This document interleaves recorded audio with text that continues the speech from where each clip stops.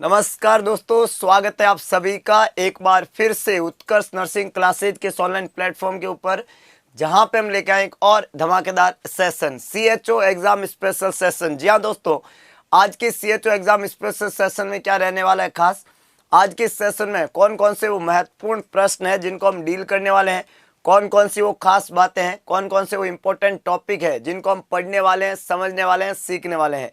Good morning to all, सभी लोगों का स्वागत है।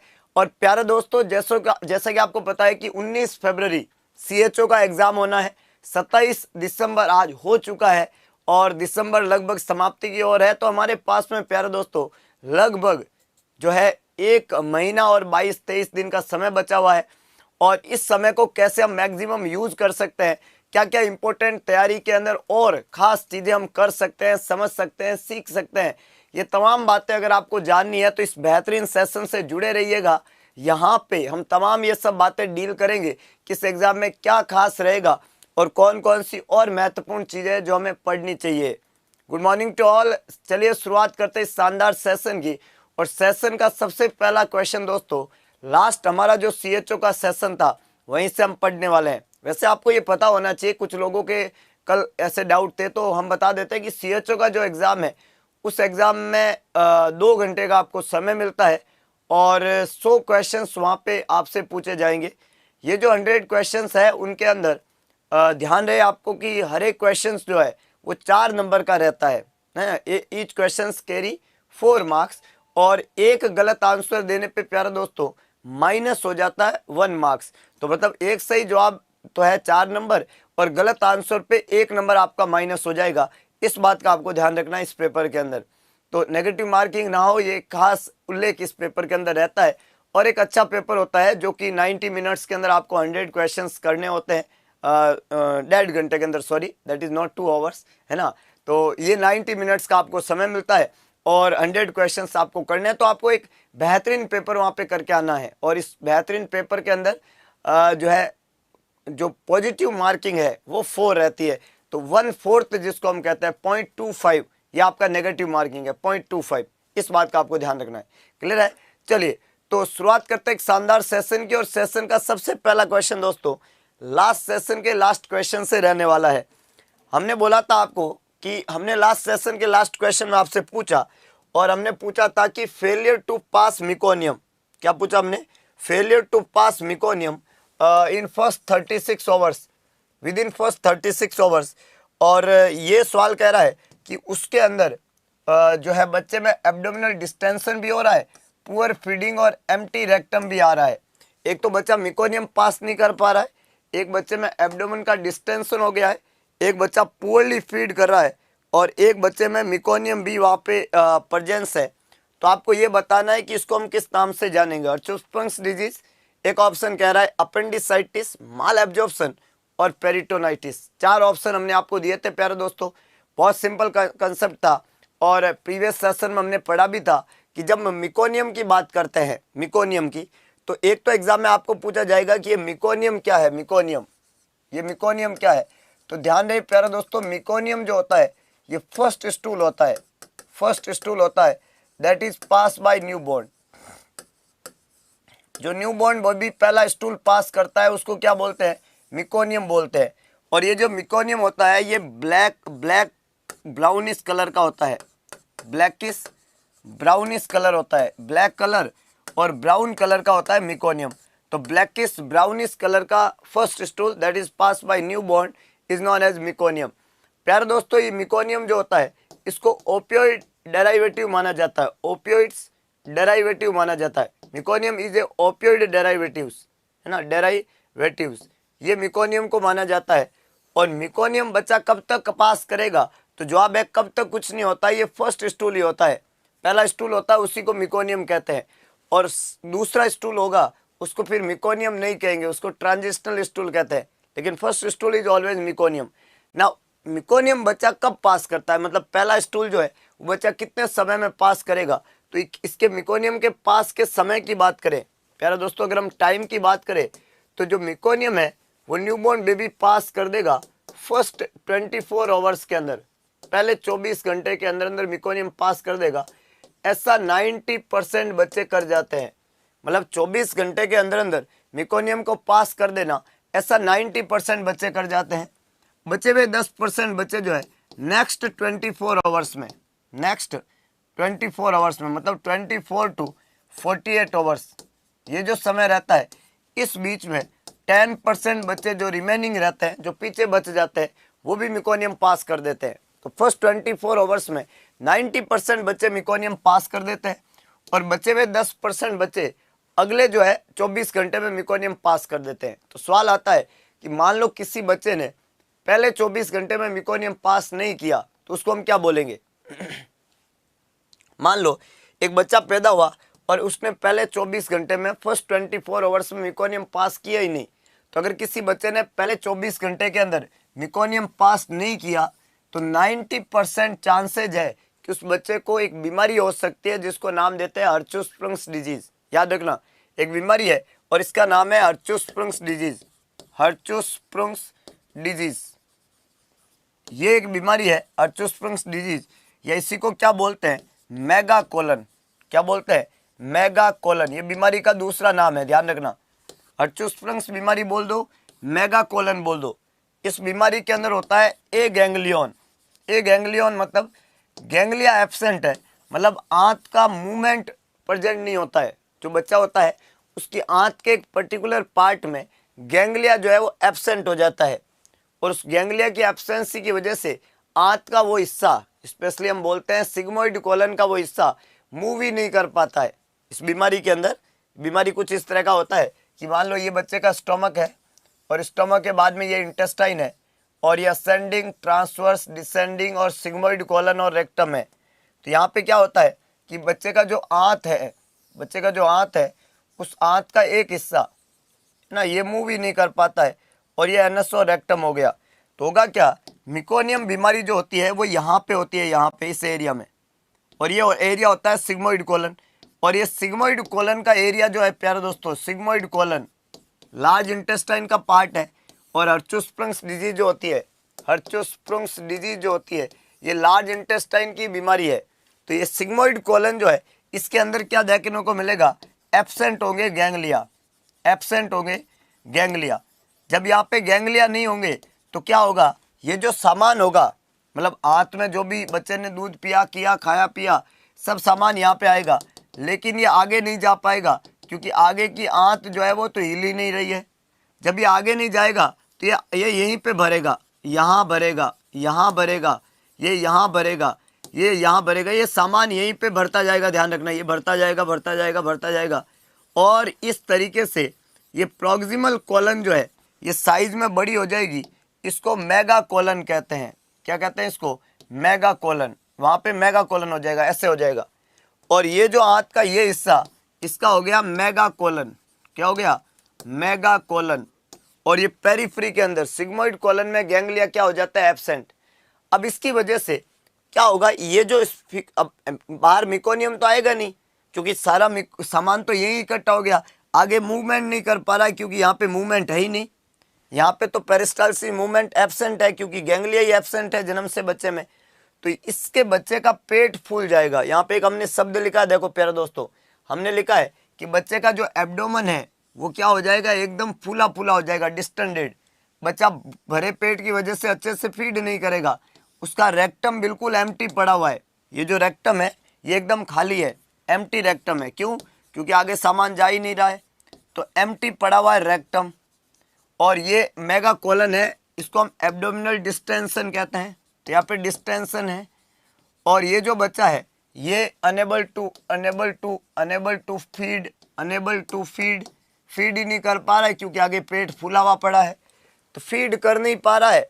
रेक्टम खाली पड़ा हुआ है, एब्डोमन डिस्टेंडेड है। तो कहानी ये है कि कहीं ना कहीं वहाँ पे रुकावट है और मिकोनियम एब्सेंट है। इसने अपना पहला स्टूल ही पास नहीं किया पैदा होने के बाद में। इसको हमने बोला कि इसमें मिकोनियम जो है वो क्या है प्यारे दोस्तों? एब्सेंट है। ये सभी बातें हर्चुस्प्रंग्स बीमारी को ही इंडिकेट कर रही है। इतना ही नहीं, अब बच्चा क्या है, उसमें इतना सामान इकट्ठा हो जाएगा कि सामान का लगेगा प्रेशर, और जब इसका प्रेशर लगेगा तो मूवमेंट तो नहीं है ना, ये मूवमेंट तो नहीं है, पर फिर भी प्रेशर की वजह से यहाँ से ये जो सामान है वो यहाँ से बाहर आएगा, और ये जिस पैटर्न में बाहर आएगा वो पैटर्न होगा रिबन लाइक। ये जो पैटर्न है इसमें सामान का जो पैटर्न है वो कैसा होगा, रिबन लाइक। तो स्टूल जो होता है इस बच्चे का, प्यारे दोस्तों, ये बच्चा जो स्टूल पास करता है वो कैसा स्टूल पास करता है, रिबन लाइक स्टूल। तो पहला हो गया the client is unable to feed, दूसरा हो गया उसमें मिकोनियम एब्सेंट है, तीसरा उसका रेक्टम पाउच एम्प्टी है, चौथा उसके अंदर सिग्मोइड कॉलन जो है वो वहाँ पे अफेक्ट हो रही है, एब्डोमिनल डिस्टेंशन हो रहा है, मेगा कॉलन हो रही है, और स्टूल का पैटर्न कैसा होता है, रिबन लाइक। ये तमाम सिम्टम इंडिकेट करते हैं कि बच्चे को हर्चोस्प्रंग्स बीमारी है। कौन सा बीमारी है, हर्चोस्प्रंग्स। और इसी के बारे में इस क्वेश्चन ने पूछा है कि बच्चे को कौन सा बीमारी है, अगर उसने मिकोनियम पास नहीं किया तो इस बीमारी का नाम है हर्चोस्प्रंग्स डिजीज। ए यहाँ पे करेक्ट आंसर है। अपेंडिसाइटिस में ये नहीं होता है। अपेंडिसाइटिस का एक क्लासिकल साइन है, कभी आपको एग्जाम में अगर पूछ ले तो ये होता है राइट इलाइक फोसा का पेन होता है, और इसको मैकबर्नीज पॉइंट कहते हैं। कौन सा पॉइंट कहते हैं, मैकबर्नीज पॉइंट। तो इससे संबंधित जो पॉइंट रहता है उसको हम बोलते हैं मैकबर्नीज पॉइंट। ये अपेंडिसाइटिस से संबंधित बात है। माल एब्जॉर्प्शन जो होता है वो सिलाइक डिजीज से संबंधित है। सिलाइक जो बीमारी है उससे संबंधित माल एब्जॉर्प्शन है। और पेरिटोनाइटिस जो है वो एब्डोमिनल डिस्टेंशन होता है, और ये पेरिटोनियम की गड़बड़ की वजह से होता है। तो ये सभी बातें यहाँ पे नहीं रहेगी। तो करेक्ट आंसर एक ही है प्यारे दोस्तों, and that is your Hirschsprung's disease. Clear है, A is the correct one. आसान है, इजी है। और इस बीमारी को कैसे डायग्नोस करते हैं, तो इसको डायग्नोस करते हैं रेक्टल बायोप्सी से। ये जो रेक्टल एरिया है यहाँ की क्या ली जाती है, बायोप्सी। तो इसको डायग्नोस करने का तरीका होता है हमेशा रेक्टल बायोप्सी, याद रखना, रेक्टल बायोप्सी। और इसको ट्रीट कैसे करते हैं, तो हमेशा सर्जरी। और सर्जरी के अंदर क्या करेंगे, एक टेम्पररी कोलोस्टमी करेंगे और फिर एक परमानेंट सर्जरी करेंगे। तो इसका इलाज होता है हमेशा सर्जरी। और सर्जरी में एक तो हम करते हैं टेम्पररी कोलोस्टमी, और एक हम क्या, पहला तो हम क्या करेंगे टेम्पररी कोलोस्टमी, और दूसरा हम क्या करेंगे, दूसरा हम वहाँ पे जो है परमानेंट सर्जरी करेंगे, जिसके अंदर उस एरिया को कट करके हटा देंगे। पहला है टेम्पररी कोलोस्टमी। हाँ, अगला क्वेश्चन है प्यारे दोस्तों, ये भी बहुत ही जबरदस्त और बहुत ही इजी क्वेश्चन है।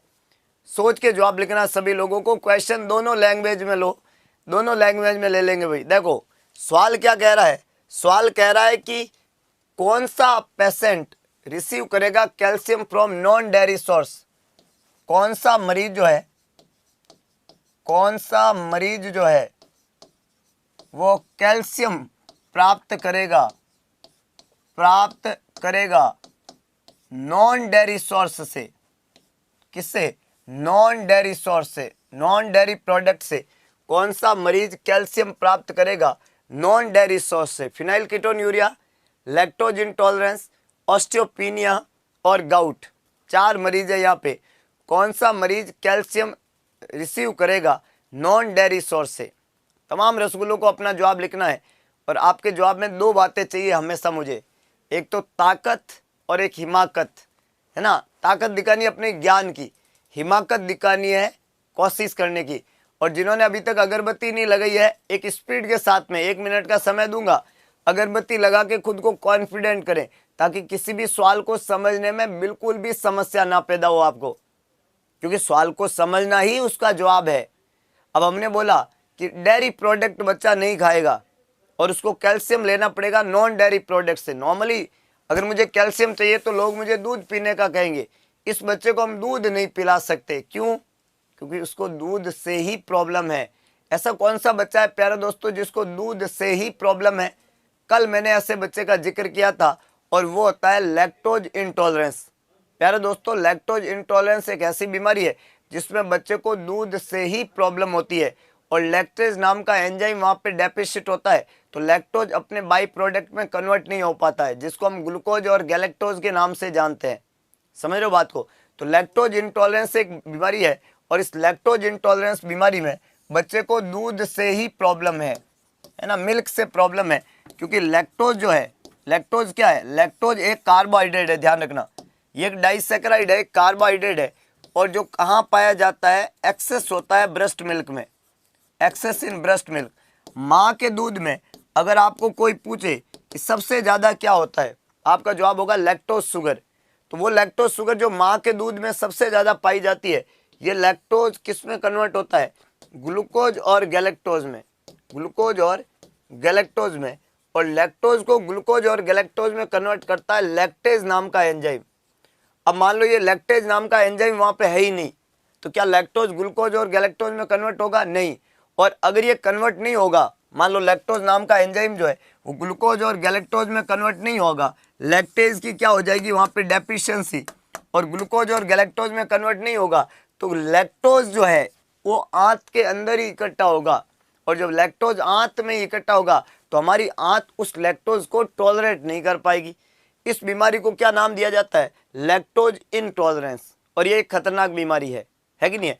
तो सवाल ये पूछा गया है कि अब लैक्टोज इंटॉलरेंस के बच्चों को हम डेयरी प्रोडक्ट या मिल्क प्रोडक्ट अवॉइड करते हैं, क्योंकि इसका इलाज यही है कि इसको लैक्टोज फ्री फॉर्मूला देते हैं। याद रखना, हाँ, जो ये जो लैक्टोज है इसको हम क्या बोलेंगे, लैक्टोज फ्री फॉर्मूला। अरे भाई दूध बंद कर दो, सिंपल बात है, इसको दूध पिलाना क्या कर दो, बंद कर दो। और माँ का दूध तो बिल्कुल भी नहीं, क्योंकि माँ के दूध में तो लैक्टोज सबसे ज़्यादा होता है। तो ऐसे बच्चों में समस्या हो जाएगी। जिसको माँ का दूध नहीं पिला सकते उसके तो गड़बड़ हो जाएगी, क्योंकि जब बड़ा होगा कोई बोलेगा कि जिसने माँ का दूध पिया है वो सामने आओ, तो ये तो सामने भी नहीं आ पाएगा। क्यों, क्योंकि ये तो माँ का दूध भी नहीं पी पाया, क्योंकि उसको बीमारी थी लैक्टोज इंटॉलरेंस। तो बहुत ज़्यादा प्रॉब्लम हो जाएगी इसकी लाइफ के अंदर, है कि नहीं है। तो अब इसको कैल्शियम तो एटलीस्ट देना पड़ेगा, हड्डियाँ तो कम से कम मजबूत रहें। तो कैल्शियम हम बिना लैक्टोज वाले जो फॉर्मूले आते हैं, कैल्शियम की दवाई आती है, सिरप आते हैं, टैबलेट आती है, वो सब यहाँ पे हम देने का कोशिश करेंगे। फिनाइल कीटोन यूरिया जो है ये PKU, फिनाइल कीटोन यूरिया जो है ये बच्चे में मेंटल रिटार्डेशन का कारण बनेगी। फेनिलएलानिन एक एसेंशियल अमीनो एसिड है, और जो अपने बाई प्रोडक्ट में जब कन्वर्ट नहीं होगा तो इसको हम फिनाइल कीटोन यूरिया कहते हैं। और फिनाइल कीटोन यूरिया जो है ये एक मेटाबॉलिक एरर है प्रोटीन का, जिसमें आगे जाके मेंटल रिटार्डेशन होने की रिस्क है। ऑस्टियोपनिया मतलब कैल्शियम की कमी, अगर आपने कैल्शियम नहीं दिया तो शरीर में हड्डियाँ कमजोर हो जाती है। एक एडल्ट में ऑस्टियोपनिया होता है विटामिन डी और कैल्शियम की कमी से, और बच्चों में होता है रिकेट्स, है ना। रिकेट्स और ऑस्टियोपनिया जो होते हैं ये दोनों के दोनों विटामिन डी और कैल्शियम की कमी से होते हैं, रिकेट्स और ऑस्टियोपनिया। और गाउट जो होता है प्यारे दोस्तों, ये यूरिक एसिड की अधिकता से होता है। यूरिक एसिड ज़्यादा हो तो उसको बोलते हैं हाइपर यूरिसीमिया। जब हाइपर यूरिसीमिया हो और यूरिक एसिड ज़्यादा हो जाए तो उसको हम गाउट के नाम से जानते हैं। तो एक गाउट हो गया, एक ऑस्टियोपनिया हो गया। हाँ, क्लियर है। तो यहाँ पे करेक्ट आंसर जो है वो रहेगा प्यारे दोस्तों लैक्टोज इंटॉलरेंस। क्लियर है कि नहीं है, बहुत बढ़िया, वेरी गुड।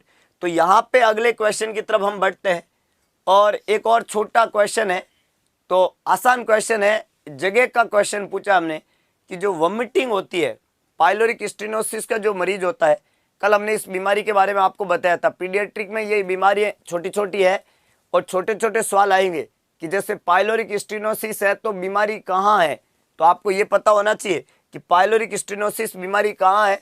मैंने आपको बताया था कि ये आपका जो पेट होता है, इस पेट में एक चौकीदार तो यहाँ होता है, एक चौकीदार यहाँ है।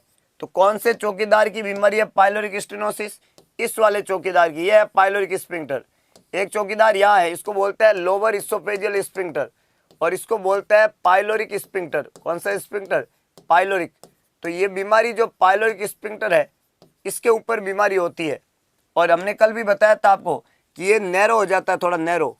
स्टेनोसिस वर्ड का मतलब होता है नैरो, पाइलोरिक वर्ड का मतलब तो हो गया पाइलोरिक वाला चौकीदार, और स्टेनोसिस वर्ड का मतलब क्या हो गया, स्टेनोसिस वर्ड का मतलब हो गया नैरो। तो ये पाइलोरिक वाला चौकीदार क्या हो गया, नैरो हो गया, नैरो, छोटा हो गया, श्रिंक हो गया। जब पाइलोरिक वाला चौकीदार छोटा हो जाएगा तो हमने पढ़ा था कि ये बच्चा जो भी खाएगा उसके पेट में तो भर जाएगा, लेकिन पेट से आगे नहीं जाएगा, क्योंकि आगे जाएगा कैसे, आगे तो चौकीदार बिल्कुल नैरो हो गया है। तो ये सामान ज़्यादातर वापस ही आता है, और इसको हमने बोला था कि इसमें प्रोजेक्टाइल वॉमिटिंग होती है। क्या बोला हमने, प्रोजेक्टाइल क्या होती है, वॉमिटिंग। ये पिक्चर आपको समझ में आ गई ना, कि भाई जो भी हम सामान खाएंगे, जो भी बच्चा पैदा हुआ उसने जो भी खाया वो पेट में गया। अब पेट से आंत में जाना चाहिए था, पर आंत में जाए कैसे, यहाँ वो जो पाइलोरिक वाला चौकीदार है वो क्या हो गया है, छोटा हो गया, नैरो हो गया है। अब पाइलोरिक वाला चौकीदार छोटा है तो सामान आगे नहीं जा रहा है। आगे नहीं जा रहा तो पीछे जा रहा है, पीछे जा रहा है, मुंह में जा रहा है, बाहर आ रहा है, इसको हम बोलते हैं प्रोजेक्टाइल वोमिटिंग। ये इसमें समस्या पैदा होगी। तो ये सवाल ने आपको क्या पूछा है, ये लाइनों से डरो मत। कुछ लोग जो होता है वो लाइनों से डरते हैं कि इतनी सारी लाइनें दी हुई है ना हमें। अरे तुम्हें बीमारी पता होनी चाहिए, लाइनें तो अपने घर पे बैठी रहेगी, तुम्हें बीमारी पता होगी तो सवाल का जवाब सही हो जाएगा। क्योंकि एग्जाम में कुछ भी दिया हो लेकिन जवाब आपका सही होना चाहिए, या आपके अंदर हिम्मत लानी पड़ेगी। हिम्मत कहाँ से आएगी? हिम्मत जोश और जुनून से आती है। हमने बोला रख हौसला वो मंजर भी आएगा, प्यासे के पास में चलकर समंदर भी आएगा, होके ना मायूस यूं बैठे मंजिल के मुसाफिर, मंजिल भी मिलेगी और मिलने का मजा भी आएगा। बस तू रुकना मत, थकना मत, और जो भी हमारे तमाम गांव और ढाणी में बैठे हुए रसगुल्ले हैं उनको तुरंत जोड़ दो, और आंकड़ा बिल्कुल नया होना चाहिए, और एक एनर्जी के साथ में सेशन को अटेंड करना है, एक अगरबत्ती लगा के पूरे विश्वास के साथ में, क्योंकि बातें बहुत सारी अच्छी अच्छी हम बताने वाले हैं, है कि नहीं है। तो ये जो सवाल है इसमें बोला है कि अगर वॉमिटिंग होती है, इसमें उल्टी होती है, ये उल्टी हो रही है कोज बाय पाइलोरिक स्टेनोसिस। ये जो पाइलोरिक स्टेनोसिस वाली बीमारी है, ये जो नीचे वाला चौकीदार है ये छोटा हो गया है, तो ये जो बीमारी है इसमें उल्टी हो रही है। तो प्यारे दोस्तों वो उसमें बाइल नहीं होता है, तो उसमें बाइल क्यों नहीं होता है? तो ये तो बहुत भोंदू क्वेश्चन है। बाइल क्या है? बाइल तो थूक है अपने लीवर का। मेरा लीवर जब करता है आई थू तो बाहर निकलता है बाइल। एक बहुत सिंपल कंसेप्ट है। बाइल तो लीवर का थूक है, लीवर यहाँ पे पाया जाता है लीवर, और ये लीवर जब थूकता है तो बाइल आता है ड्यूडिनम के अंदर। तो बाइल यहाँ पे पड़ा हुआ है, रुकावट यहाँ है, सामान यहाँ है, तो बाइल इसमें कैसे आएगा? जब ये उधर नहीं जा रहा तो ये इधर कहाँ से आएगा? तो जो पेट का सामान है उसके अंदर बाइल क्यों नहीं है? बाइल इसलिए नहीं है क्योंकि बाइल जो है वो तो यहाँ रह गया और पेट का सामान यहाँ रह गया और यहाँ से सामान बाहर आ रहा है, तो बाइल डक्ट ऑब्स्ट्रक्टेड नहीं हुई है। ऑब्स्ट्रक्शन जो है वो about the opening of common bile duct, ये बिल्कुल सही है। ये बाइल वाले जगह के ऊपर की तरफ रुकावट है, तो बाइल कहाँ से आएगा? इस सामान के साथ में बाइल आ ही नहीं सकता, क्योंकि रुकावट कहाँ है? ऊपर की तरफ है, लीवर के ऊपर की तरफ है, तो ये सामान यहाँ पड़ा हुआ है, तो इसकी वजह से बाइल उसके अंदर नहीं है। Sphincter of bile duct is connected, गड़बड़ है, और ऑब्स्ट्रक्शन ये ऐसा कोई कुछ नहीं हुआ है। हुआ क्या है कि जो रुकावट है, रुकावट वो रुकावट किसके ऊपर है? जहां बाइल आके खुलता है इसके ऊपर रुकावट है, और ये तो पेट का सामान ही बाहर आ रहा है, इसलिए ये बाइल इसमें नहीं होता। तो ये वॉमिटिंग जो होती है ये नॉन बिलियस होती है। नॉन बिलियस मतलब इसके अंदर बाइल नहीं होता वॉमिटिंग में। क्यों नहीं होता है? क्योंकि बाइल जहां से आ रहा है रुकावट उसके ऊपर है। बाइल ड्यूडिनम में जहां पे होता है रुकावट उसके ऊपर की तरफ है, इसलिए इस बीमारी में बाइल जो है वो नहीं आ सकता और बाकी चीजें आ सकती है। इस बात का आपको ध्यान रखना है। अगला क्वेश्चन,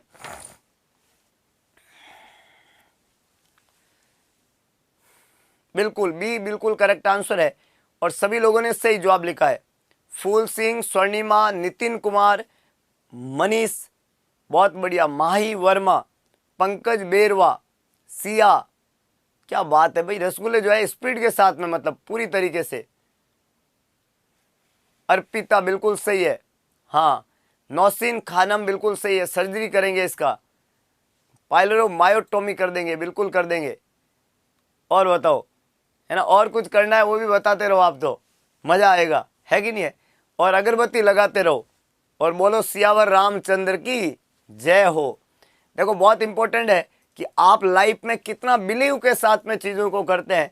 भगवान हनुमान जो है ना, उन्होंने पूरी लंका पार, पूरा समुद्र पार कर लिया। क्यों पता है? बिलीव था। क्या? पीछे पुदीना बहुत तगड़ा था, है कि नहीं है। उनको पता है कि बाल भी माँ का नहीं होने देंगे, है ना, क्योंकि भगवान राम तो कलाकार थे, तो भगवान हनुमान को ये अच्छे से पता था कि समुद्र क्या, समुद्र का बाप ही पार कर लूंगा मैं। क्यों? क्योंकि पीछे जो जैक है ना, जैक, वो बड़ा तगड़ा है। इसको बिलीव सिस्टम कहते हैं। तो भगवान हनुमान को पूरा विश्वास था, पूरा विश्वास, इसलिए वो लंका के अंदर घुस गए भाई साहब, ऐसी जगह पे जहाँ पे दुश्मनी दुश्मन थे। तो आप भी अपनी जिंदगी में सफल हो सकते हो एक विश्वास के साथ में, और विश्वास आपके अंदर होना ही पड़ेगा। इस बात का हमेशा ध्यान रखना।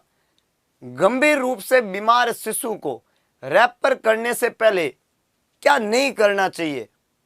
अब सवाल कह रहे हैं और जवाब टिका रहे हैं कुछ भी रसगुल्ले। सवाल ने क्या बोला? एक शिशु है जो गंभीर रूप से बीमार है। शिशु जो है वो बहुत ही सीरियस है, और उसको आप रेफर कर रहे हैं, उससे पहले आप क्या नहीं करेंगे, क्या नहीं करेंगे, क्या नहीं करेंगे। नॉट का क्वेश्चन है, नहीं करेंगे, मतलब 3 चीजें तो आप करेंगे। ये क्वेश्चन एक्सेप्ट का क्वेश्चन है। कुछ लोगों तो एक्सेप्ट और नॉट मामला थोड़ा गड़बड़ी लग रहा है, उनको समझ में आना थोड़ा मुश्किल है कि नहीं है? क्वेश्चन ही समझ में नहीं आया। एक शिशु, आई एम ए शिशु, जस्ट असेस, मैं एक शिशु हूं और मैं गंभीर रूप से बीमार हूं। क्या हूं मैं? गंभीर रूप से बीमार हूं और मुझे आप रेफर करना चाहते हो। उससे पहले आप क्या नहीं करोगे? मतलब 3 चीजें तो आप करोगे मेरे ऊपर, एक चीज नहीं करोगे। मतलब ये जो 4 ऑप्शन है इसमें 3 तो करोगे, शिशु के ये कर दो, वो कर दो, वो कर दो, फिर इसको रेफर कर दो, पर ये मत करो। क्या नहीं करो? समझ में आया सवाल? कि आई एम ए शिशु और मैं अगर गंभीर हूं तो मुझे रेफर करने से पहले आप क्या नहीं करोगे? अब सवाल समझ में आ गया? क्या नहीं करोगे, मतलब इस 4 बातों में 3 बातें तो आप मेरे लिए करोगे, एक बात नहीं करोगे। 3 बातें क्या करोगे? आप अगरबत्ती लगा दोगे और रसगुल्लों को, बाकी वालों को, सबको जगा दोगे और सवाल का जवाब तो दे दोगे, पर क्या नहीं करोगे? बिखरोगे नहीं, कंकर नहीं बनोगे, कॉन्फिडेंट रखोगे अपने आप को, टूटने नहीं दोगे, खुद की हिम्मत बनोगे। तो क्या नहीं करोगे ऐसा पूछा है। तो पहला क्या नहीं करोगे? एंटीबायोटिक की एक खुराक दे। दूसरा, निर्जलीकरण ना होने दे। तीसरा, रक्त में शक्कर की कमी ना होने दे। चौथा, विटामिन सी की खुराक दे। समझ में आ गया? तो भाई जब भी कोई गंभीर रूप से शिशु आता है, गंभीर रूप से, तो पहला लिखा हुआ है कि इस शिशु में एंटीबायोटिक की एक खुराक दें, तो ये तो देंगे भाई, ये मना थोड़ी है। बच्चे को रेफर करने से पहले 1 डोज एंटीबायोटिक की दे दो। क्या दे दो? 1 डोज एंटीबायोटिक की दे दो, ये मना नहीं है। क्या नहीं करेंगे ये पूछा है, तो ये तो मना नहीं है। दूसरा, निर्जलीकरण ना होने दे, मतलब उसको डिहाइड्रेटेड ना होने दे, तो ये तो करेंगे कि भाई डिहाइड्रेशन नहीं होने देंगे। एंटीबायोटिक की 1 डोज दे देंगे, बच्चे को डिहाइड्रेटेड नहीं होने देंगे। क्यों? क्योंकि अगर पानी की कमी हो गई तो बच्चे के लिए समस्या बड़ी हो जाएगी, तो हम उसमें पानी की कमी नहीं होने देंगे। और रक्त में शक्कर की कमी नहीं होने देंगे, मतलब हम उसको डिहाइड्रेटेड नहीं होने देंगे, डिहाइड्रेशन का प्रिवेंशन करेंगे। हम उसके अंदर हाइपोग्लाइसीमिया का प्रिवेंशन करेंगे। हम उसके अंदर इन्फेक्शन को प्रिवेंट करेंगे।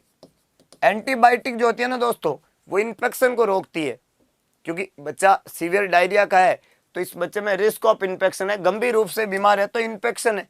तो इन्फेक्शन को कौन बचाव करेगा? एंटीबायोटिक। तो एक एंटीबायोटिक कवर कर दो। एक बच्चे को पानी की कमी मत होने दो, डिहाइड्रेशन मत होने दो, इसलिए पानी दे दो थोड़ा उसको, और हाइपोग्लाइसीमिया मत होने दो। ये सब तो करेंगे, पर इस बच्चे को रेफर करने से पहले विटामिन सी की खुराक देंगे। ये कौन सी खुराक है और ये क्यों देंगे? एक गंभीर रूप से बीमार मरीज में विटामिन सी का खुराक का क्या रोल है? बी नॉट का मतलब है निर्जलीकरण ना होने दे, मतलब ये तो सही है, निर्जलीकरण नहीं होने देना है। तो आप कहोगे कि नहीं नहीं सर, ये इसका जवाब है, निर्जलीकरण ना होने दे। तो अगर आप ऐसे बोल तो ये सवाल है, जवाब है, तो इसका मतलब आप निर्जलीकरण होने दोगे तो बच्चा मर जाएगा ना। एक सिंपल कंसेप्ट है। नापा चूक हो गए, मुझे लग रहा है रसगुल्ले हिंदी समझ, अभी बोल रहे थे सर हिंदी हिंदी हिंदी, पहला ही सवाल हिंदी में आया, आप क्लीन बोल्ड हो गए। स्टम जो है ना वो मिडिल स्टम निकल गया आपके, तो जड़ से उकड़ गया। हिंदी में ऐसे फेल मत हो प्यारे दोस्तों। ये निर्जलीकरण तो कई लोगों को सीएचओ बनने से रोक गया पिछली बार, बड़ा खतरनाक सवाल है, याद रखना। तो यहाँ पे आपको ध्यान रखना है, निर्जलीकरण नहीं होने देना है, सही बात है। एंटीबायोटिक की खुराक देनी है, सही बात है। रक्त में शक्कर की कमी नहीं होने देंगे, सही बात है। ये 3 तो नहीं होने देंगे। हम बच्चे के लिए एक गीत गाएंगे, क्या? जाने नहीं देने देंगे तुझे, जाने तुझे देंगे नहीं, पर विटामिन सी की खुराक नहीं देंगे। यहाँ पे लिखा है विटामिन सी की खुराक देंगे, जिसका कोई सेंस नहीं है, लेकिन हम उसमें शक्कर की कमी ना होने देंगे, हम उसमें पानी की कमी ना होने देंगे, निर्जलीकरण ना होने देंगे, हम उसमें इन्फेक्शन ना होने देंगे, क्योंकि हम उस बच्चे को जाने नहीं देंगे, नहीं तो वो निकल जाएगा। समझ में आ रहा है कुछ, है कि नहीं है? चीजें तो है आसान, लेकिन हम भाषा में उलझ जाएंगे। जो सवाल आएगा ना एग्जाम में तो हम क्या करेंगे, भाषा में उलझ जाएंगे। भाषा में नहीं उलझना प्यारे दोस्तों, आपको जवाब देना है बच्चे का। आपको बच्चे में क्या करेंगे ये जवाब देना है, क्या नहीं करेंगे ये जवाब देना है। करेंगे और नहीं करेंगे इन दो बातों का आपको ध्यान रखना है। हाँ, अगले सवाल के साथ में 3 सीज साइन किस में देखने को मिलते हैं? ये बड़ा आसान सवाल है। 3 सीज साइन बहुत इंटरेस्टिंग है।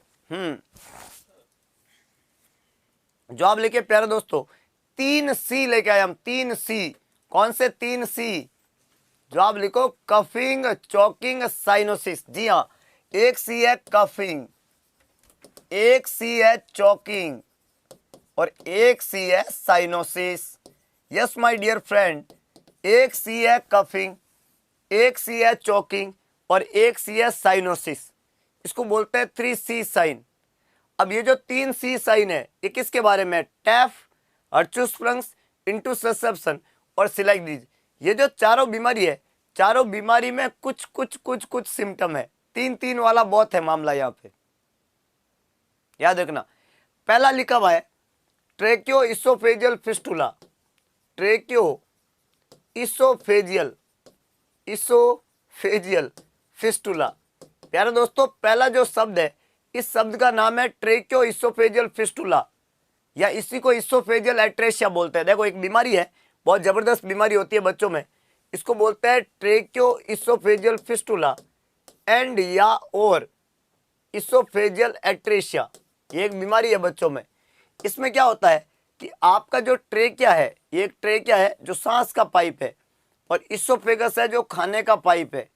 ये इस तरह का हमारा बॉडी में एक स्ट्रक्चर होता है, जिसमें आगे की तरफ तो एक होता है ट्रेकिया नाम का, भाई साहब ट्रेकिया, ये आगे की तरफ है ट्रेकिया, ट्रेकिया, और पीछे की तरफ एक पाइप है, इसको बोलते हैं इसोफेगस। और ये जो ट्रेकिया और इसोफेगस है ये आपस में एक दूसरे से सेपरेट पाइप है। आपको पता होना चाहिए कि ट्रेकिया को हम बोलते हैं विंड पाइप, हवा वाला पाइप। क्या बोलते हैं? अगर आपको एग्जाम में पूछे कि विंड पाइप किसको कहते हैं, तो ट्रेकिया को कहते हैं विंड पाइप। ट्रेकिया को क्या बोलते हैं? Wind pipe. वो पाइप जिससे हम सांस लेते हैं वो ट्रेकिया है। और पीछे पिस्टुला है, इसोफेगस है, इसोफेगस को बोलते हैं फूड पाइप। इसको क्या बोलते हैं? खाने वाला जो पाइप है जिससे हम खाना खाते हैं वो इसोफेगस है। तो प्यारे दोस्तों, जिससे हम हवा लेते हैं वो ट्रेकिया है, विंड पाइप, और जिससे हम खाना खाएंगे उसको क्या बोलेंगे? उसको क्या बोलेंगे? उसको हम फूड पाइप कहते हैं, फूड पाइप, खाना खाने वाला पाइप। तो हवा लेने वाला पाइप, खाना खाने वाला पाइप, ट्रेकिया और इसोफेगस। अब होगा क्या, जब नॉर्मली ये दोनों पाइप एक दूसरे से अलग है, हमारे हवा लेने का रास्ता अलग है और खाना खाने का रास्ता अलग है, दोनों में कोई साइमल्टेनियस नहीं होता है। लेकिन अगर ये जो खाना खाने वाला रास्ता है, ज्यादातर इसकी समस्या होती है कि खाना खाने वाला रास्ता ऐसे दो भाग में कट जाए, इसके दो एंड हो जाए। एक जो प्रोक्सिमल एंड हो जाए, ये प्रोक्सिमल, ये ऊपर वाला एंड, इसको बोलते हैं प्रोक्सिमल। एक तो ये प्रोक्सिमल एंड हो जाता है। इस प्रोक्सिमल एंड के अंदर, प्रोक्सिमल साइड के अंदर क्या देखने को मिलता है? पाउच। ये जो ऊपर वाला जो पाउच है, प्रोक्सिमल वाला जो पाइप पाउच है ऊपर वाला, इसको प्रोक्सिमल एंड कहते हैं, प्रोक्सिमल एंड है ना, ऊपर वाला एंड। और एक एंड नीचे बन जाए डिस्टल एंड, ऐसे दो एंड बन जाते हैं। और दोनों एंड जो है एक दूसरे के से अलग हो गए, इनके बीच में कनेक्शन कुछ भी नहीं है, बीच का इनका कनेक्शन कट गया है। तो एक पाउच ऊपर बन गया प्रोक्सिमल, एक पाउच नीचे बन गया डिस्टल। तो देयर इज 2 पाउच प्रोक्सिमल। इसको बोलते हैं इसोफेजियल एट्रेशिया। क्या बोलते हैं? इसोफेजियल एट्रेशिया, कि उसमें 2 पाउच बन गए, एक प्रोक्सिमल एंड बन गया, एक डिस्टल एंड बन गया। और ये इसोफेगस जो है आपस में कनेक्ट नहीं है, एट्रेशिया हो गया इसका, इसोफेजियल एट्रेशिया। और इसके आगे की तरफ क्या है? आगे की तरफ ट्रेकिया है, और ये हो गया इसोफेजियल एट्रेशिया। अब होता है क्या है, कभी कभी क्या होता है, ये जो इसोफेगस है ये इस ट्रेकिया के साथ में मिल जाता है, या इसोफेगस का ये हिस्सा ट्रेकिया के साथ में मिल जाता है, या दोनों ही ट्रेकिया के साथ में मिल जाते हैं, तो इनको हम फिस्टुला बोलते हैं। तो अगर ऐसा कंडीशन बन जाता है, इसको इसोफेजियल एट्रेशिया कहते हैं। एक सिंपल कंसेप्ट है। तो यहाँ पे इसके 5 टाइप होते हैं बीमारी के, 5 टाइप। मैं एक मोटा मोटा ये टाइप के फोटो बना देता हूँ, आपको याद रख लेना टाइप कौन कौन से, ट्रेकियो इसोफेजियल फिस्टुला और इसोफेजियल एट्रेशिया के 5 टाइप कौन से? देखो, एक तो होता है टाइप 1, एक होता है टाइप 2। बहुत आसानी से, बहुत क्लियरिटी के साथ में फोटो बनाऊंगा, आपको जिंदगी भर याद रह जाएंगे। ध्यान रखना प्यारे दोस्तों, बहुत आसान आसान फोटो समझने वाले हम। टाइप 3 बताऊंगा, एक टाइप 3, क्या बताएंगे, टाइप 3, और एक हम बताएंगे टाइप 4। इसके 5 टाइप होते हैं, टाइप 1, टाइप 2, टाइप 3, टाइप 4 और टाइप 5। जो टाइप 1 होता है, इसका टाइप 1, इसमें क्या होता है कि आगे की तरफ तो है ट्रेकिया, पीछे की तरफ इसोफेगस है, और इसोफेगस में 2 ब्लाइंड एंड बनेंगे, ऐसे है कि नहीं है। इसको बोलते हैं इसोफेजियल एट्रेशिया। क्या बोलते हैं, इसोफेजियल एट्रेशिया। आगे की तरफ क्या है, ट्रेकिया है, पीछे की तरफ इसोफेगस है, और 2 ब्लाइंड प्रॉक्सिमल और डिस्टल एंड बन जाते हैं। इसको बोलते हैं इसोफेजियल एट्रेशिया। और ये पहले टाइप का ट्रेकियो इसोफेजियल फिस्टुला और एट्रेशिया, पहला type, this is the first type. ठीक है, एक टाइप जो होता है, इस टाइप में क्या होगा, पहले टाइप में यहाँ पे कोई आपस में ट्रेकिया और इसोफेगस मिले हुए नहीं है। अब दूसरे टाइप में क्या होगा, इनका मिलन होगा। मिलन मतलब क्या होगा, मिलन मतलब ये जो दूसरा वाला टाइप है, जैसे मान लो ये टाइप है, और इस टाइप में क्या होगा, अब इनका मिलन होगा। चलिए मिलन कराते हैं। ये हमने कट कर दिया और ये इनको मिला दिया, ये इनको मिला दिया, किसके साथ में, ट्रेकिया के साथ में। और नीचे की तरफ जो इसोफेगस है वो एक ब्लाइंड पाउच के रूप में है, और ये इस तरीके से अवेलेबल है।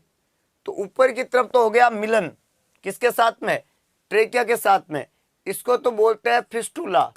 क्या बोलेंगे, फिस्टुला। और नीचे की तरफ क्या है, एट्रेशिया।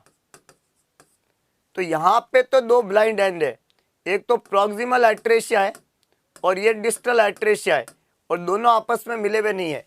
दूसरे वाले टाइप में ऊपर से मिल गया।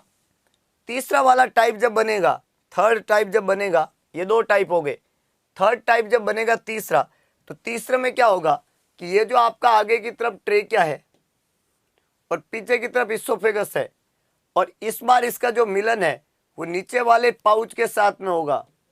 इस बार इसका मिलन जो है वो किसके साथ में होगा, नीचे वाले पाउच के साथ में होगा। ये मिलन हो गया, ये नीचे वाले पाउच के साथ में। पहले मिलन कहाँ हुआ, ऊपर वाले के साथ। देखो दोस्तों, ये 2 अलग अलग है, ध्यान रखना।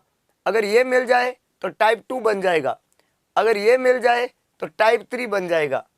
अब देखो, टाइप 2 जो होता है ये बहुत खतरनाक है। बहुत खतरनाक मतलब ये बच्चा जो भी खाएगा पिएगा वो सीधा यहाँ से फेफड़े में जाएगा, तो ये बहुत डेंजर है। अगर आपको बोले डेंजर कौन सा, ये टाइप 2 बहुत डेंजर है। क्यों, क्योंकि बच्चा जो भी खाएगा वो सीधा फेफड़े में जाएगा, क्योंकि इसका कनेक्शन फेफड़े के साथ हो गया है। और टाइप 3 जो है ये बहुत कॉमन है। कॉमन मतलब सबसे ज्यादा यही पाया जाता है इसके 5 टाइप में, जिसमें नीचे वाला एंड ये कनेक्ट है और ऊपर वाला ब्लाइंड पाउच है, ये बहुत कॉमन है। तो ये तो होता है बहुत डेंजर, और ये होता है बहुत कॉमन, ध्यान रखना। अब एक क्या हो सकता है कि ऊपर वाला भी जुड़ जाए और नीचे वाला भी जुड़ जाए। देखो इसमें सिर्फ ऊपर वाला जुड़ा है, इसमें क्या सिर्फ नीचे वाला जुड़ा है। और टाइप 4 जो होता है, टाइप 4, इस टाइप 4 में क्या होता है, टाइप 4 में दोनों जुड़ जाए, ऊपर और नीचे वाला दोनों जुड़ जाए। मतलब ये आगे की तरफ आपका ट्रेकिया है और यहाँ पे जो जोड़ है वो देखिएगा, ये पीछे की तरफ इसोफेगस है, और एक जोड़ तो ये हो गया, और क्या होगा, दूसरा जोड़ ये हो गया। भाई ऊपर वाला भी जुड़ गया, नीचे वाला भी जुड़ गया, इसको टाइप 4 कहते हैं। एक नीचे वाला जुड़े तो थर्ड है, ऊपर वाला जुड़े तो सेकंड है, कोई ना जुड़े तो फर्स्ट है। समझ में आ रहा प्यारे रसगुल्लो, कितना आसान बना दिया हमने, सिर्फ जोड़ कर रहे हैं, जोड़। और टाइप 5 क्या है सर, टाइप 5। तो टाइप 5 में क्या होता है कि मान लो ये आगे की तरफ आपका ट्रेकिया है और पीछे की तरफ इसोफेगस है ना, ये जो पीछे की तरफ इसोफेगस है और ये कंटिन्यू है, कोई ब्लाइंड पाउच वगैरह तो नहीं है, मतलब ये सीधा का सीधा है। पर यहाँ पे जोड़ दोनों साइड में होगा, दोनों साइड में मतलब यहाँ से जुड़ा हुआ है, यहाँ से जुड़ेगा और यहाँ से जुड़ेगा, तो ये एच बन जाएगा, एच शेप। जोड़ दोनों जगह है पर ये कंटिन्यू है, देखो ये, जबकि यहाँ पे कंटिन्यू नहीं था, यहाँ कंटिन्यू नहीं था, यहाँ कंटिन्यू नहीं था, यहाँ कंटिन्यू नहीं था, लेकिन यहाँ पे इसोफेगस कंटिन्यू है, लेकिन फिर भी फिस्टुला है, तो डबल फिस्टुला है विदाउट एट्रेशिया। ऐसे 5 टाइप होते हैं। पांचों टाइप आपको क्लियर हो गए होंगे। पहला टाइप कौन सा हो गया? पहला टाइप है जिसमें सिर्फ एट्रेशिया है, एक ऊपर वाला जुड़ा, एक नीचे वाला जुड़ा, एक दोनों ही जुड़े। और यहाँ पे खास बात होती है कि एट्रेशिया नहीं है। इसोफेगस एक कंटिन्यू पाइप के रूप में, इसको एच शेप कहते हैं। इसको क्या कहते हैं? एच शेप कहते हैं। याद रह जाएगा, वो एच शेप होता है। इसका जो शेप है ये के शेप होता है लगभग, है ना, लगभग के शेप का होता है। ये एच शेप है, इसमें नीचे वाला जुड़ा, उसमें ऊपर वाला जुड़ा, इसमें कोई नहीं जुड़ा। ये सबसे डेंजर है, ये सबसे कॉमन है। टाइप सेकंड डेंजर है और टाइप थर्ड जो है वो कॉमन है। अब इसमें देखो दोस्तों, बच्चा जब भी कुछ खाता है, जब भी बच्चा कुछ खाता है यहाँ पे, तो ये जो सामान है ये आगे नहीं जाएगा। बहुत सिंपल कंसेप्ट है क्यों ये मोस्ट कॉमन ये है, इसलिए मैं इसी को बोल रहा हूँ। यहाँ पे सामान गया, अब आगे नहीं जा रहा है, आगे नहीं जा रहा तो सामान गले में ही भरेगा, और जब गले में ही भरेगा तो बच्चे को चोकिंग होगी। चोकिंग जब भी आप कुछ खाते हो। हाँ, ये बीमारी कौन सी एज में होती है? जन्म से। केशव देव CHO साहब, ये बीमारी जन्म से ही होती है। इनको कंजेनाइटल बीमारियां कहते हैं। जब हमारे ये स्ट्रक्चर बनते हैं ना, बनने समय कंजेनाइटली माल फॉर्मेशन होता है, तो बच्चे में पैदा से ही ये बीमारी होती है। जब बच्चा पैदा होगा तो इन बीमारियों के साथ ही आएगा, और इन बीमारियों को नाम दिया जाता है ट्रेकियो इसोफेजियल फिस्टुला या इसोफेजियल एट्रेशिया। और जैसे ही बच्चा कुछ खाएगा सारा सामान गले में अटकेगा, इसको बोलते हैं चोकिंग। कभी कभी ये बाहर भी आ जाता है, इसको हम बोलते हैं ड्रूलिंग। कभी कभी बाहर भी आ जाता है, इसको हम बोलते हैं ड्रूलिंग या फ्रोदिंग। बच्चा क्या करेगा? ड्रूलिंग करेगा, फ्रोदिंग करेगा, क्योंकि सामान जब आगे नहीं जाएगा तो बाहर आएगा, तो बच्चे के झाग आते हैं मुंह में से। ड्रूलिंग होती है, फ्रोदिंग होती है, इस बात का आपको ध्यान रखना है। और याद रखना, ये जो बीमारी होती है, इस बीमारी में सबसे पहले तो बच्चा चौक हुआ, और हमने बोला कई बार ये जो टाइप थर्ड है इसमें देखो कई बार क्या होता है कि ये जो बच्चा है इसका जो पेट है, पेट, अब पेट के अंदर जो है यहाँ पे आप हवा लेंगे, हवा लेंगे, हवा लेंगे तो ये फेफड़े में तो जाएगी हवा, पेट में भी हवा आती है, तो कई बार हवा पेट में भर जाती है, बच्चे में गैसियस डिस्टेंशन होता है, और बच्चे के पेट का सामान कभी कभी रीगर्जिटेट होके कहाँ आता है? यहाँ पे। और जब ये यहाँ पे इरिटेशन करता है तो बच्चे को बहुत तेज खांसी होती है, इसको बोलते हैं कफिंग। एक तो बच्चा होता है चौक, एक बच्चे को होती है कफिंग, क्योंकि ये ट्रेकिया को इरिटेट करती है। और कफिंग के साथ में कभी कभी ये चीजें जो है अगर यहाँ चली जाए फेफड़े के अंदर, तो फेफड़े में जाती है, इसको एस्पिरेशन कहते हैं, जिसकी वजह से इस बच्चे को कई बार साइनोसिस का सामना करना पड़ता है। इसके स्किन का कलर नीला हो जाता है। तो 3 C हो गए प्यारे दोस्तों। यहाँ पे हो गया चोकिंग, कफिंग और साइनोसिस। तीनों चीजें समझ में आई है? अगर समझ में आई है तो पूरा दूंगा 1 मिनट। किस बात के लिए? Press the like button. सभी लोग अगरबत्ती लगाएंगे, क्योंकि इससे आपके अंदर विश्वास आएगा चीजों को अच्छे से समझने का। तो अभी तक जिन्होंने लाइक बटन प्रेस नहीं किया है, पूरा एक जो है मिनट दूंगा जल्दी से। ये बच्चा नॉर्मल सर्वाइवर करेगा कब? जब वो जिंदा रहेगा। और कौन सा जिंदा रहता है? टाइप थर्ड वाला। ऐसे बच्चे जिनको कफिंग, चोकिंग, साइनोसिस बार बार होती है लेकिन जिंदा रहेंगे। तो जिंदा है तो हंस, तो मुस्कुरा, तो जिंदगी के नाक में दम कर दे। अरे तू CHO बन के मानेगा, तू सिलेक्शन की नैया को पार करेगा, लेकिन तू हिम्मत कर, हिमाकत कर, खुद पे विश्वास दिखा। जिंदा है तू, ये दुनिया को दिखा। याद रखना, सिर्फ जीने को ही जीना नहीं कहते हैं, ऐसे जियो कि दुनिया को पता चले कि कोई जिया था। अपने अंदर ऐसा जुनून पालो, कुछ अलग करो, कुछ बेहतरीन करो, दुनिया से हट के करो। नॉर्मल लोग तो नॉर्मल ऑर्डिनरी सब होते हैं, आप एक्स्ट्रा ऑर्डिनरी बन के दिखाओ, कुछ अलग तो करना पड़ेगा। तो यहाँ पे कफिंग है, चोकिंग है, साइनोसिस है, ड्रूलिंग है, फ्रोदिंग है, ये सब इस बीमारी के साइन होते हैं। अगर मैं बची हुई 3 बीमारियों की बात करूं तो हर्ट्ज़-स्प्रंग्स बीमारी के 3 साइन अभी मैं पढ़ा चुका हूं। हर्ट्ज़-स्प्रंग्स बीमारी के 3 साइन अभी मैं पढ़ा चुका हूं। मैंने कौन से 3 साइन बताए? इसके 3 साइन, मिकोनियम एब्सेंट होगा, मिकोनियम एब्सेंट होगा। इसके अलावा रेक्टल पाउच एम्प्टी होगा, रेक्टम इसके अंदर क्या होता है? एम्प्टी। और इसमें रिबन लाइक स्टूल होता है। क्या होता है? Ribbon like stool. Meconium absent होता है, रेक्टल पाउच एम्प्टी होता है, एक्सरे में मेगा कोलन होती है, मिकोनियम एब्सेंट, ये सब हर्ट्ज़-स्प्रंग्स है। इनटू ससेप्शन की बात करें प्यारे दोस्तों, तो एक तो हमने बताया था आपको इसमें पैन होता है, एक हमने बताया था आपको साउसेज शेप मास होता है, शेप मास, और एक हमने इनटू ससेप्शन के बारे में पढ़ा था कि इसके अंदर स्टूल जो होता है रेड कुरांट जेली लाइक स्टूल होता है, रेड कुरांट जेली लाइक, ये स्टूल का पैटर्न रहता है, जेली लाइक स्टूल। तो एक तो हो गया पैन, साउसेज शेप मास और रेड कुरांट जेली लाइक स्टूल, और एक हो गया जो है आपका mega colon, ribbon like stool, rectal pouch empty और मिकोनियम एब्सेंस होना। एक बीमारी है सिलाइक डिजीज, सिलाइक डिजीज को हम एक और नाम से जानते हैं gluten enteropathy, gluten enteropathy.